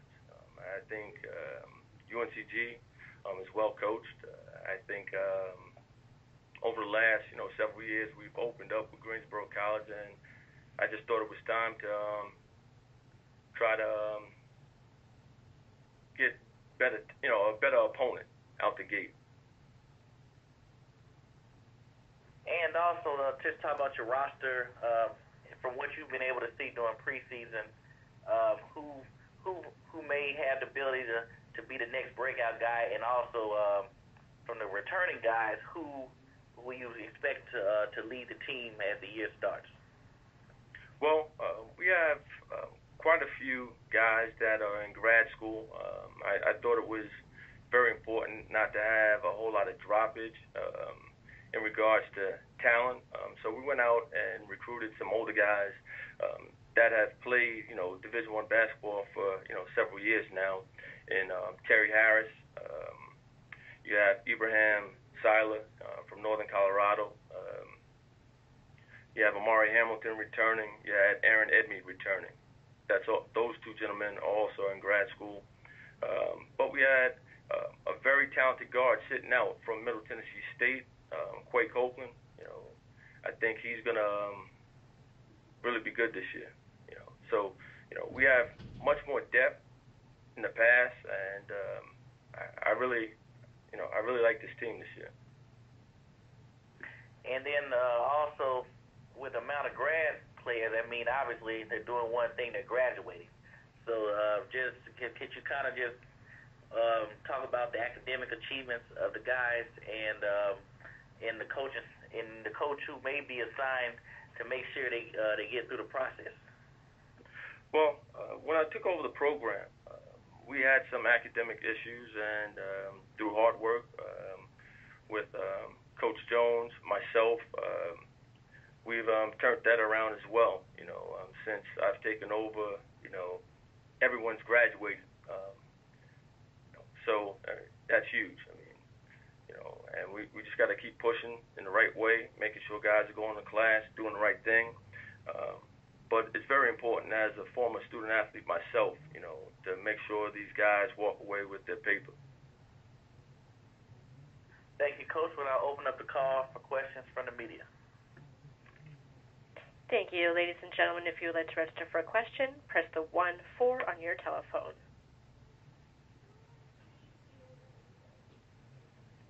And the next question comes from John Tito from hoopshd.com. Please proceed with the question. Thank you. Hey, Coach, two questions. One about expectations and one about the roster. When you go from a 3-win season to a 20-win season in 1 year, how do the expectations change either for the program or the team or you specifically? And then as far as the roster, when you lose a guy like Femi who played great against big-time competition, 20 against Clemson and 18 against Georgetown and 21 against Virginia Tech, is it kind of a replace him by committee or like, wow, he was this amazing player who we only had for 1 year and we can't replace him, or something else? Well, let me answer the first question. Right? Unfortunately, the conference, I got initiated extremely well the first year. So when you win 3 games and you turn around and win 20 the next season, it's great to do, but you also have to remind everyone that's involved that we're still in, the building process. Okay. But to answer your second question, Femi was a really good player. He was, but he wasn't the entire team. Femi played exceptionally well non-conference, but I thought Denzel Keys and DeVaris McGowan really carried us late last year once it got to conference. Due to Femi's production non-conference, he warranted a lot of double teams in conference, which allowed, DeVaris McGowan and Denzel Keys to really step up and do the job. So we have the pieces. We have the pieces to compete again this year, and I'm really excited once again about this team. We're deeper, we're more athletic, and I think we'll be fine again this year.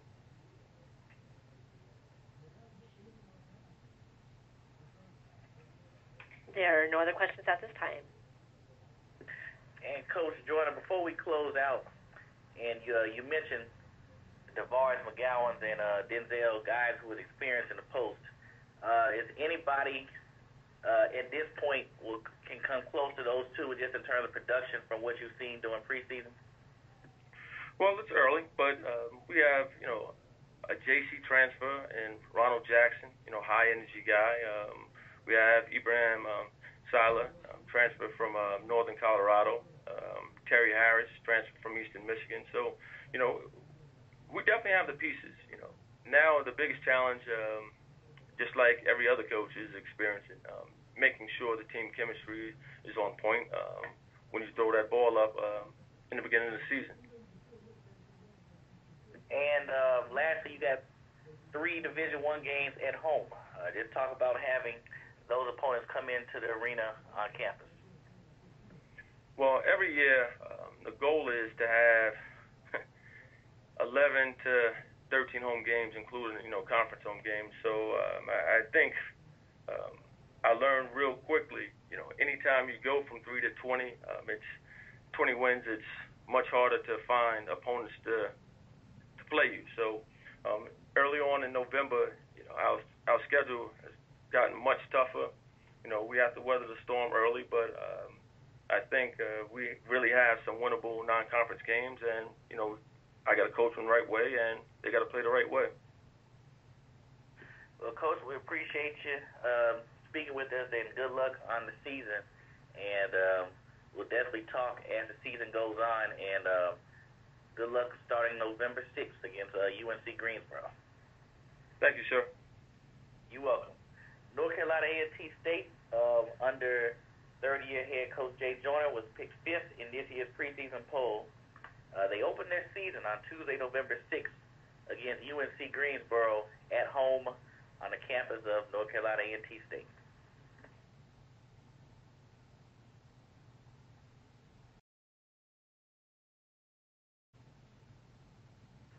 We are now joined by North Carolina Central head coach LeVelle Moton.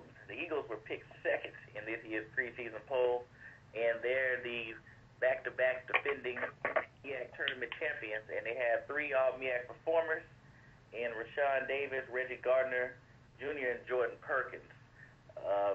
Coach, good morning, first of all, and how's preseason been going at this point? Good morning. So far so good. We've been able to stay healthy and get after it, so you're always ecstatic as a coach when you're able to walk out of gym healthy after going hard. And we talk about expectations with coaches, and there's really nothing needed when it comes to you. The Eagles, since y'all stepped foot in this conference, you've been perennial contenders. So just talk about each year. What is your expectation this year, especially based on what took place the last few years? Oh, it never changes, man. We always say the standard is the standard. So whether we like it or not, we know the standard, and the expectation, not only from the outside community or external individuals, it's just basically us, is a championship. That's what we're here for. That's what we're prepping for every day. We're not doing it to finish fifth. We're not doing it to finish second. We're not doing it to finish third. We're doing it because in March, the harsh reality is no one cares about your body of work throughout the year. People are crowned in March in our league, in a one-bid league. So we understand that, and we kind of embrace that along the way. And last year, coming into the season, the average person was familiar with Rashawn Davis, but after a few games, he knew who he was. So just talk about having him back and his growth as he comes back for another season. He's really had a great summer, and he's had a lot of carryover into the year thus far. He's got himself in tip-top shape, and with him, it was never about his skill set. It was just about him believing in himself. Oftentimes, you meet individuals or coach kids that you see the gift in them before they see it in themselves, and the challenge is, extracting all of that out of them and just getting them to see what you see. And unfortunately, sometimes it takes kids longer to envision what you see during their senior year, but at the end of the day, the light has went off, and we're extremely proud of that. So he's had an excellent summer, and it's been a great carryover thus far. And down the stretch, and particularly in the tournament last year, we saw development from your young backcourt. Just talk about how they grew up over those past few games and what you expect out of them this year. It's not easy coaching freshmen. I'll tell you that, because that transition for any freshman from high school to Division I is, it's going to be challenging to say the least. We had to start those kids early because we had some preseason injuries to some guys that we were relying on, but we never used it as an excuse, and I didn't coach them as if they were freshmen. I told them I'm not going to coach them as freshmen. I'm not going to allow them to have any kind of built-in excuse.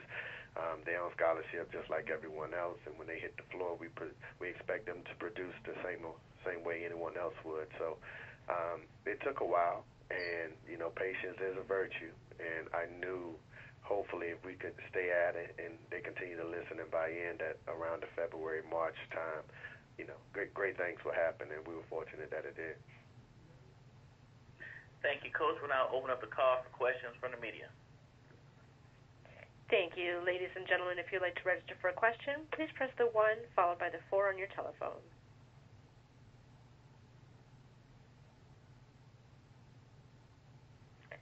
And our next question comes from John Teal from hoopshd.com. Please proceed with the question. Thank you.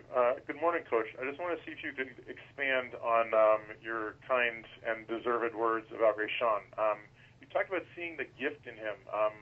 When I looked at his Kent State stats, he started only 3 games in 2 years. So I'm certainly not a recruiter or a coach myself, but when you're looking at a kid who's not putting up the stats, what kind of gift did you see? Well, the fortunate thing, we saw him in high school, and he was, I think his schools came down to Kent State or Wichita State, so he was recruited at a high level. Eventually, he went to Kent State. But in particular, each individual looked for different things. That's on whatever coach is assessing the talent at that particular time. Me personally, when I look at a big, the first thing I look at is skill set in his hands. And this kid drops nothing. Like, he has hands like a wide receiver. Anytime you throw it in his direction, he's going to catch it and receive it. And, once any kid that has great hands normally has a great skill level that can score around the basket. And I knew, if he transferred in, it was just a matter of time that we could extract that from him. And we had to reinstill his confidence and things of that nature. But we knew the problem with that, he didn't know, right? So what you just said you saw about a kid that just only started 2 games, averaged 4 points, et cetera, we saw a kid that could possibly be the best player in this league and possibly, further his career and go make some money one day. But it was going to take a lot of work. It was going to take a lot of detoxing and breaking some bad habits. And he's done that thus far. Like I said, he had a wonderful summer, man, and he's having a great carryover, and we're extremely proud of what he's doing.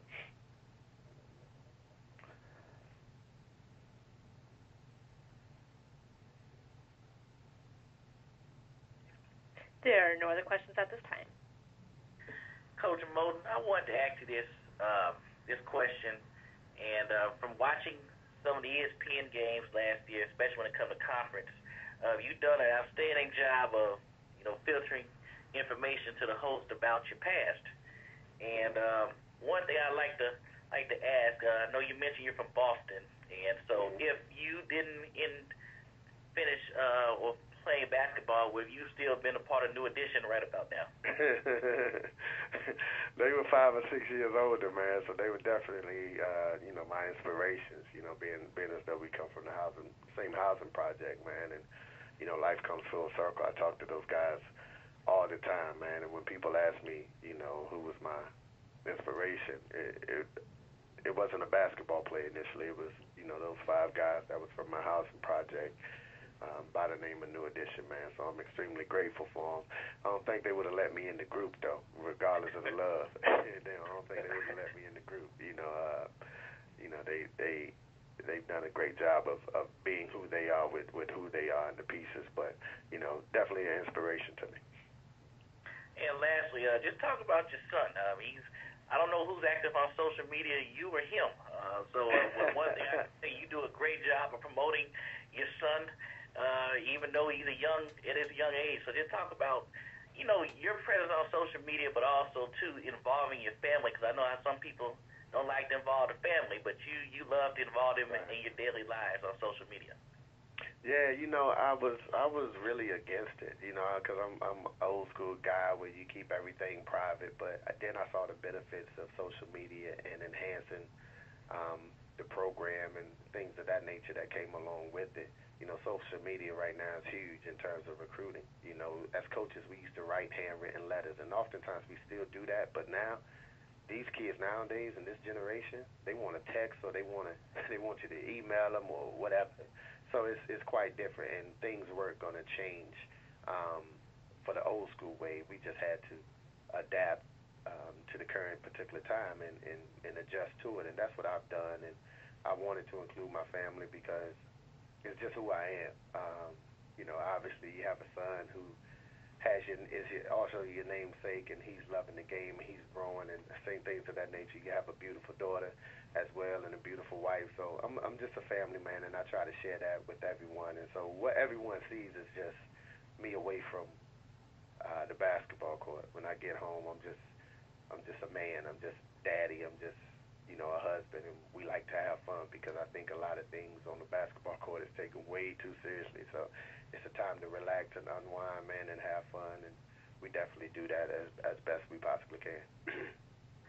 Well, as a husband and a father myself, I definitely understand where you're coming from, Coach. You got to have a balance, and look forward to continuing to follow you on social media and just keep up the good work, especially when it comes time for your games to be shown on TV. We want to see something else we don't know about you, so we definitely send that over. And anything about your schedule that stands out that you would like to add before we close out? Yeah, it's difficult. It's extremely difficult. I'm sure every coach that you'll talk to today will say that, man. But it's crazy. We're never going to complain. This is probably our most challenging schedule ever, or one of the most challenging schedule ever, because it's just a demographic, and it's difficult for us to receive games where we're playing North Carolina and South Carolina schools, or even states that border our state. Like, we always got to get up and go to the Midwest or deep down south. Or last year we had one game in Arizona where we had to go play Grand Canyon, just one game. So, we're just worried about completing our schedule instead of it making sense to us at this particular time, and that's the challenges that come with, you know, the success of a program. And I'm sure, again, you'll talk to a couple of coaches today that experienced that same thing. But we don't complain about it. We just do the best that we possibly can and accept each challenge as it is. Well, thanks, Coach, once again for joining us this morning. Good luck this season, and we look forward to following you on social media and maybe your post-basketball career with new additions. So definitely, good luck, Coach, once again, and we will see you down the road. Okay, thank you, man. Take care. North Carolina Central was picked to finish second in this year's preseason poll under head coach LeVelle Moton. They returned 3 all MEAC performers as their season kicks off on Friday, November 9th at 7 p.m. at Clemson.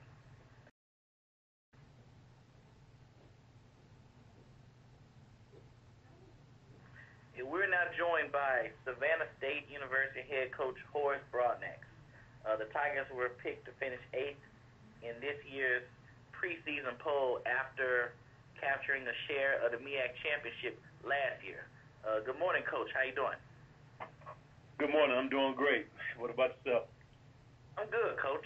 Got a chance to go down to Savannah about a month ago and really enjoyed the campus and the city. So I want to commend you and the staff definitely for taking advantage of the environment and also just making it hospitable for me. So sorry I didn't get a chance to see you, but just wanted to say that while you're here. That's no problem. I've been going into my 14th year here at Savannah, and I think the majority of the people, if not all, that have visited the city of Savannah has always said something positive. I don't think I've met one person to say something negative about just visiting Savannah. So it's a great destination to come visit. So it's a good city. So I enjoy it. So hopefully we could continue to stay here. Well, definitely. Talk about last year coaching. I know you've probably been asked this a million times also. You went from one style to a style that people didn't associate you with previously, and you had success to the point to where, you know, you were really a missed three-pointer away from, you know, extending your postseason. Just talk about that transition that you had to endure, and what do we expect to see from this year's version of the Tigers? Well, I mean, it's you know, at the end of the day, coaches want to win. I want to win, and you know, sometimes you try to force a certain style on these kids, and sometimes kids change, and you know, we got to change too to a certain degree. And I think a lot of people want to score the ball. Obviously, the Golden State Warriors have set that tempo throughout the NBA. So kids like to score, and it's a style that you could allow them to play, and then I still could make demands on them, just like I used to make demands on them when we played tough-nosed defense without being in shape. So I just like to, you know, we like to go fast and like to shoot available shots, open shots. You know, a lot of times people just say, hey, they're just jacking the ball. As long as it's an open shot, you know, because I used to go slow. The same shot that we didn't take at the top of the shot clock presented itself at the bottom of the shot clock, and the only difference was that at the bottom of the shot clock, kids feel pressure to get the shot up because now the shot clock is involved. But now we just like to play fast. I try to keep people off balance. We try to get the tempo up. I basically just try to take the coaches out of the game. I try to take, you know, the opposing coach out of the game and let's just play a fast tempo and just leave it up to the players. And, you know, a lot of times players can't play up under pressure, you know. So we used to playing that way, and that's how we just try to impress our will on the opposing team. And talk about this year's roster as best as you can, because I know you have a lot of changes, but just talk about just adapting to the change in your roster and just this environment in college basketball as a whole. Well, I mean, really, I don't know what I got. I mean, we've been practicing, and, you know, you see guys who have certain skill sets, and, you know, basically we're trying to play fast. And And a lot of these guys are not used to playing the type of style that we're playing, but we're getting there. Got a lot of new people. Just got to I got to get to know them. But the good thing about being in the MEAC or just what we're trying to get accomplished is that we try to prepare for those 16 games in January and February and March. And so the non-conference schedule will give us an opportunity to continue to work on our style of play, and then at the same time get to know these kids a little bit better so that I can put them in the best position that they could be successful. So, I mean, it's based on skill set, talent, athleticism. I think they're better than last year's team from that perspective, but last year's team was a team of some veterans. I had a lot of seniors, a lot of veterans, a lot of fifth-year guys, a lot of guys who've been around. So I don't know what these guys are going to do once the lights come on, because the majority of them, 7 of them, maybe 8 of them, have not played a Division I basketball game. Some of them came out of high school. Some of them came from junior colleges. So the non-conference schedule is going to be an opportunity for us to work on our style, get better, and just prepare for those 16 games in January, February, and March. Well, thank you, Coach. I'll open up the call for questions from the media. Thank you. Ladies and gentlemen, to register for a question, please press the 1 followed by the 4 on your telephone.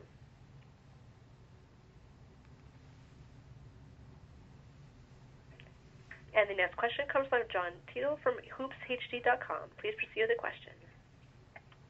Thanks. Hey, Coach, 2 questions. You had talked about the January and February games being obviously so important. Last January and February, you started conference play 10-1. It would have been 11-0 except for a 1-point loss at Morgan State in January. Is it something that you noticed about your team during that streak and winning success that you think can carry over this year? And then question number 2, I was just curious if the Hoyas and or you are doing anything special for the 35th anniversary of the '84 title this year. The first question is just we're just trying to play our style. I think the first 2 years in the conference, it was kind of not necessarily, it was something different for everybody to prepare for, but I think these coaches in this conference are very good, and I think that this third year is going to be a challenge for us to see if we can continue to do what we do and keep people off balance. But I think a lot of people are going to try to play that way. So we just try to play our way. We want people to play with us. We want people to play fast. We want people to change their style to play our style. And I think when we do that, we have a better chance of winning, even though it's some teams that could play with us and probably play for that particular night and play that style. But that's what we do every day. That's what we practice every day. That's how we think every day. So we're trying to get the opposing team to play our style. And I think if we do that, if we could get 16 games where everybody's playing our style, then I feel comfortable that, we have an opportunity to win. I think last year in the first round, styles of play clash between Central and us, and obviously Central won that game because they were able to play their style. They slowed it down. They cut the number of possessions. If we had, we wanted more possessions, and we wanted the game to be in the 80s and the 90s, and never did we want it to be in the 50s and the 60s. I think 4 or 5 years ago I would have taken that game, but style of play, tempo, I think we do it the best. Not necessarily winning all the time, but I think that's our trademark at this point. And if we could play that way with any team in the MEAC, I feel that we got a good chance of winning. As of the, what you say, the 35th or the? I'm getting too old to keep up with them. Is the 35th or the 30th? I believe '84 was 35 years ago this spring, if my math is correct. Yeah. Wow, getting old. At this moment, I don't think so. I mean, it could change. I think the last time we may have done something was I don't know if it was the 25th. hopefully they'll do something. But at the end of the day, it would be great that they celebrate it. But at the end of the day, I think everybody who's involved with that championship, whether it's players, coaches, administrators, students from that era, take pride in what we did during that particular time. So to answer your question, I'm not aware of anything at this moment.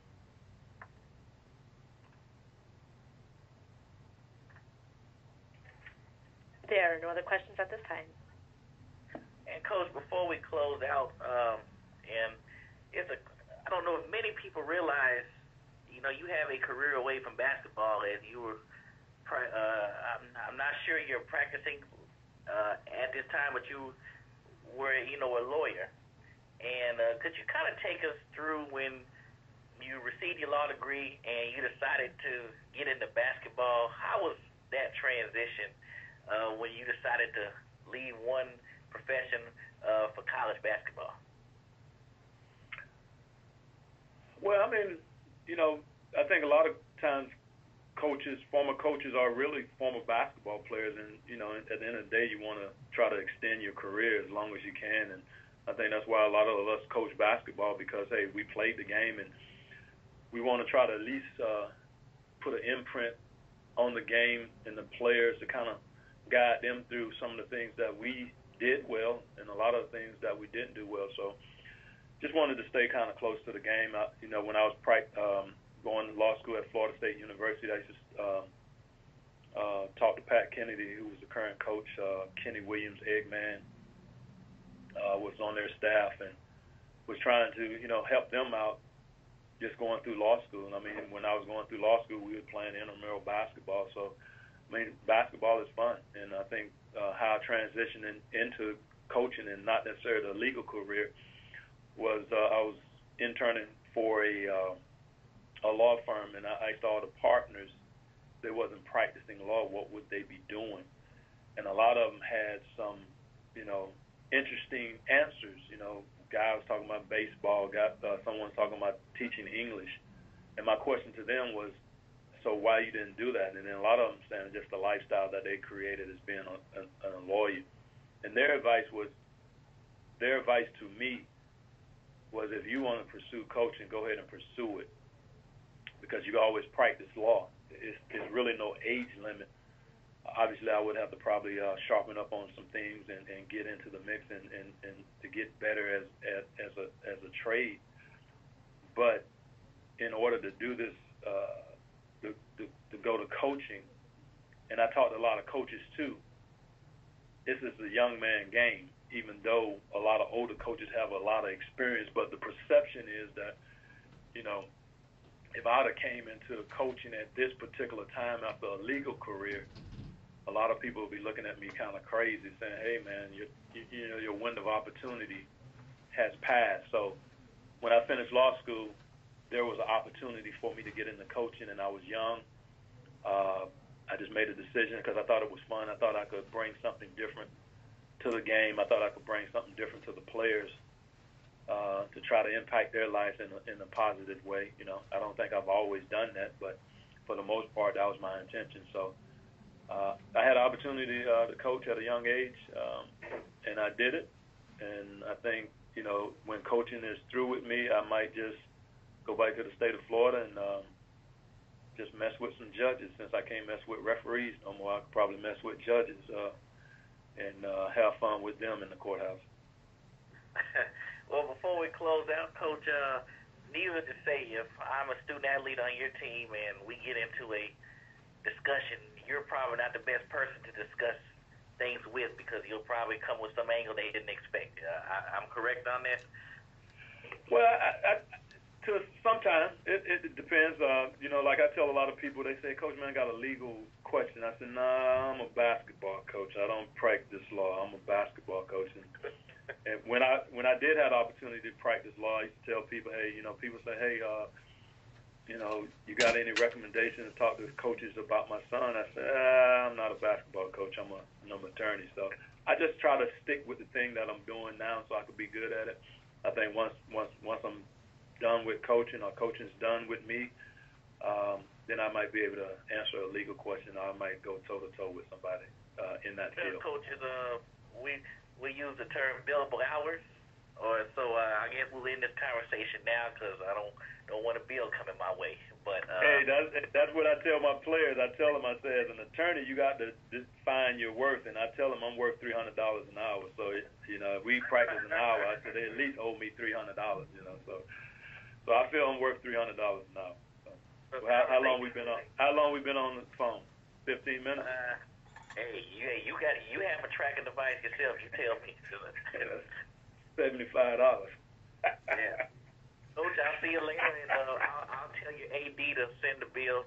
I'll send him my bill, and then we'll work on that. But I appreciate it, and good luck as you start your season in 2 weeks. All right, thank you. Welcome. Savannah State University will kick off the season on Wednesday, November 7th at Texas A&M University, and they're under the direction of Horace Broadnax as the Tigers were picked 8th in this year's preseason poll. And we're now joined by our final head coach in South Carolina State, Murray Garvin. The Bulldogs were picked to finish 10th in this year's poll as they returned a all-conference performer in Damani Applewhite. Good morning, Coach. How you doing? Well, good afternoon now, and you guys decided to save the best for last and the perennial champion for last, so I'm happy to be in this position. Coach, what I want to do, and I may take some flack. I may scramble it up next year and put you first. I don't know if you want to be first. No, that's okay. That's okay. It gives me the opportunity to listen and hear what the other coaches in the conference have going on with their program, and it's a good position because you get to observe everything. Well, that's good. You sound like my type of coach. Could you just talk about this year's version of the Bulldogs? We all know you're going to be a tough, gritty program, and one thing about South Carolina State, there's no easy nights playing you all. So just talk about this year's addition of the team, especially with a player such as Damani Applewhite. Well, of course, Damani's going to be on the top of our opponent's scouting report. He's our leading returning scorer. He actually stepped up to the plate last year due to an injury of one of our leaders last year and had a phenomenal year. And this summer he's paid the price. He's been here the entire summer here in Orangeburg and actually took a part-time job and was going to summer school and working out and doing what it takes in order to receive an honor like he has received with being named to the All-MEAC preseason team. But we also discuss in our program that it's not where you start or where they pick you, it's where you finish. And we're trying to focus on the finish this year. Our goal is like every other team in this league. We want to get to that winner's circle in March there in Norfolk and Scope Arena. And we're working every day in order to fulfill that dream. And we also have a plan. So we're putting it all together. I'm excited about this year's team. We've worked very hard this fall. We had the most guys in summer school that we've had since being here as the head coach. So, the payoff is going to be really good. The struggle is just beginning. And I wish all the coaches luck in the league. And, let's see who gets to that winner's circle. I think that's why we're all in the business. I think Coach Moton talked about that. Being a one-bid league, it comes down to 4 or 5 days in March. And speaking of those 4 or 5 days in March, talk about preparing for those days, especially compared, I don't want to say, people say the season broke down into 3 sections, preseason, regular season, and conference. But do you have to do a lot of adjustments in terms of getting your players to understand that, or sometimes less you throw at them, the better, because you want them to be as loose as possible going into those 3 days? Well, what we all have to do in the MEAC, and I believe each program differs on this, but there's some of us that plays a lot of guaranteed games, and there's others that don't have to do quite as much. So what you have to do is you have to hold your team together through those tough situations. This year we go to Tulsa, we play at Cincinnati, at Virginia Tech.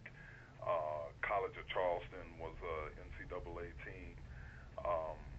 We got tough opponents all through November and December. So after that segment of your schedule, you have to do what I call getting up off the mat and responding for the second half of the season, which is MEAC play. And as we all know, you can get bumps and bruises in November, and it can affect you, or you can get too high on yourself in November and December, and it can affect you. So it's all about how you approach that January schedule. You got to get the guys grounded. You have to get them to understand that this is the new season. Everybody has had a tough schedule, and so you can't look at these preseason rankings and judge where a team's going to be at in January. You just have to be mentally and physically prepared for a grind of 16 games in some of the toughest gyms in the country, and it's very exciting and also very challenging at the same time. And speaking of challenges, last year, could you kind of update us on your player Ty Solomon? We know a lot of people saw what took place and what happened after. Just talk about where is he at now, and if you kind of could just take us through coaching a player who's been through that kind of situation. Well, it's something as coaches you don't prepare for. That's not in the manual, to have to deal with an adverse situation like the world saw last December the 3rd at North Carolina State. Ty is doing very well. To everyone's disbelief, he's actually playing competitive basketball when he chooses. He was doing that this summer in Charleston, and he's trying to live a normal life under the circumstances that he was dealt. He actually took this semester off from school to just try to focus on his health and getting himself back together. And but again, prayer still works. I believe Ty's situation was a miracle that we all witnessed firsthand, and I'm just glad that he's up on his feet and being productive in his own life. Thank you, Coach. We'll now open up the call for questions from the media. Thank you. Ladies and gentlemen, if you would like to register for a question, press the 1-4 on your telephone. And the next question comes from John Tito from hoopsht.com. Please proceed with your question. Thank you. Good afternoon, Coach. Just wanted to ask about, you talked about how you wish all the other coaches luck. One guy you don't have to wish luck anymore is Bobby. What is it like having him on your staff, and was it hard to recruit somebody who you coached against to come work for you? Oh, absolutely not. But first of all, John, I want to give you credit for staying on for the entire process of this media day for us.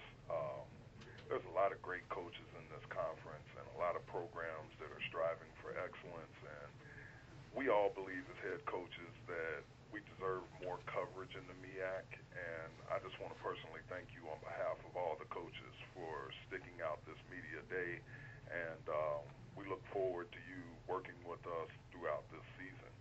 Now, with Bobby Collins joining our staff, it has been a pleasure and an honor to have a head coach with the experience that he has. Coach Bozeman talked about it with Coach Ellerby.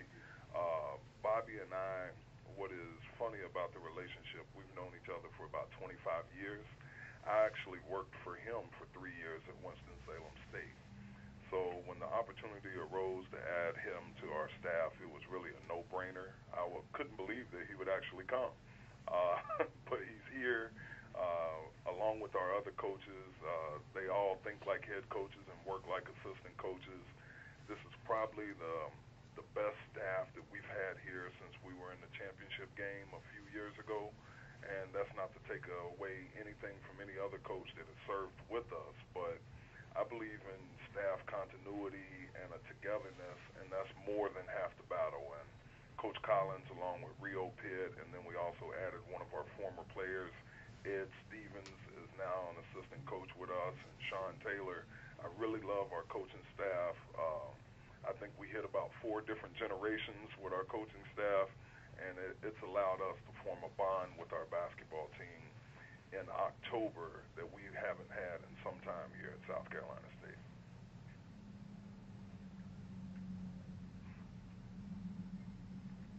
There are no other questions at this time.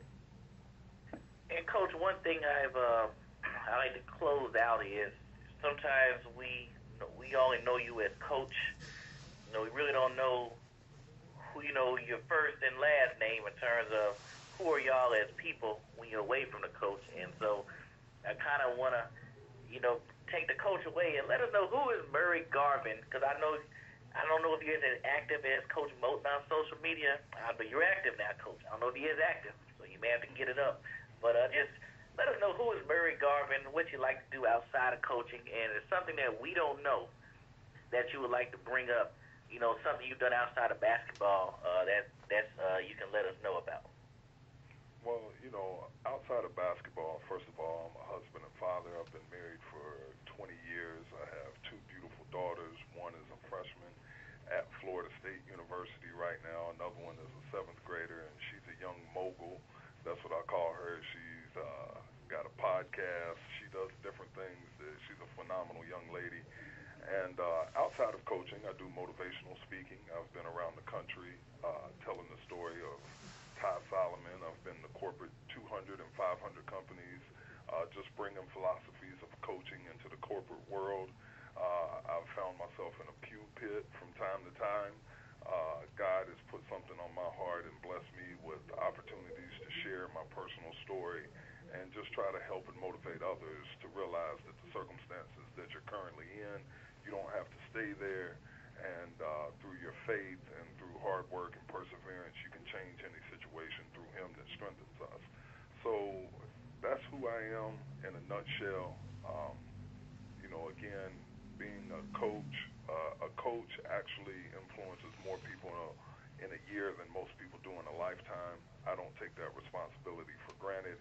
I try to stay grounded in that. I try to serve our community with charitable events, and a lot of our coaches are doing that in the conference.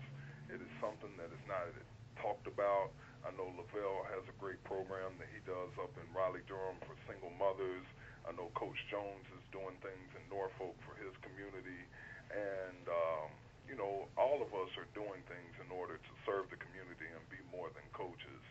And it's something that we embrace here at South Carolina State. And, this year we're going to do all that, and we're going to win. So I'm excited about the opportunity. Again, it's something that we don't take for granted, and just looking forward to a great 2018-2019 basketball season. Well, Coach, that's your motivational speaker. I definitely commend you on that, and also you're in the pulpit. I know we can probably spend another 20 minutes if I ask the right question or ask you to quote the right scripture. And so, but we don't want to turn this call into that, but we welcome to do it at the other time.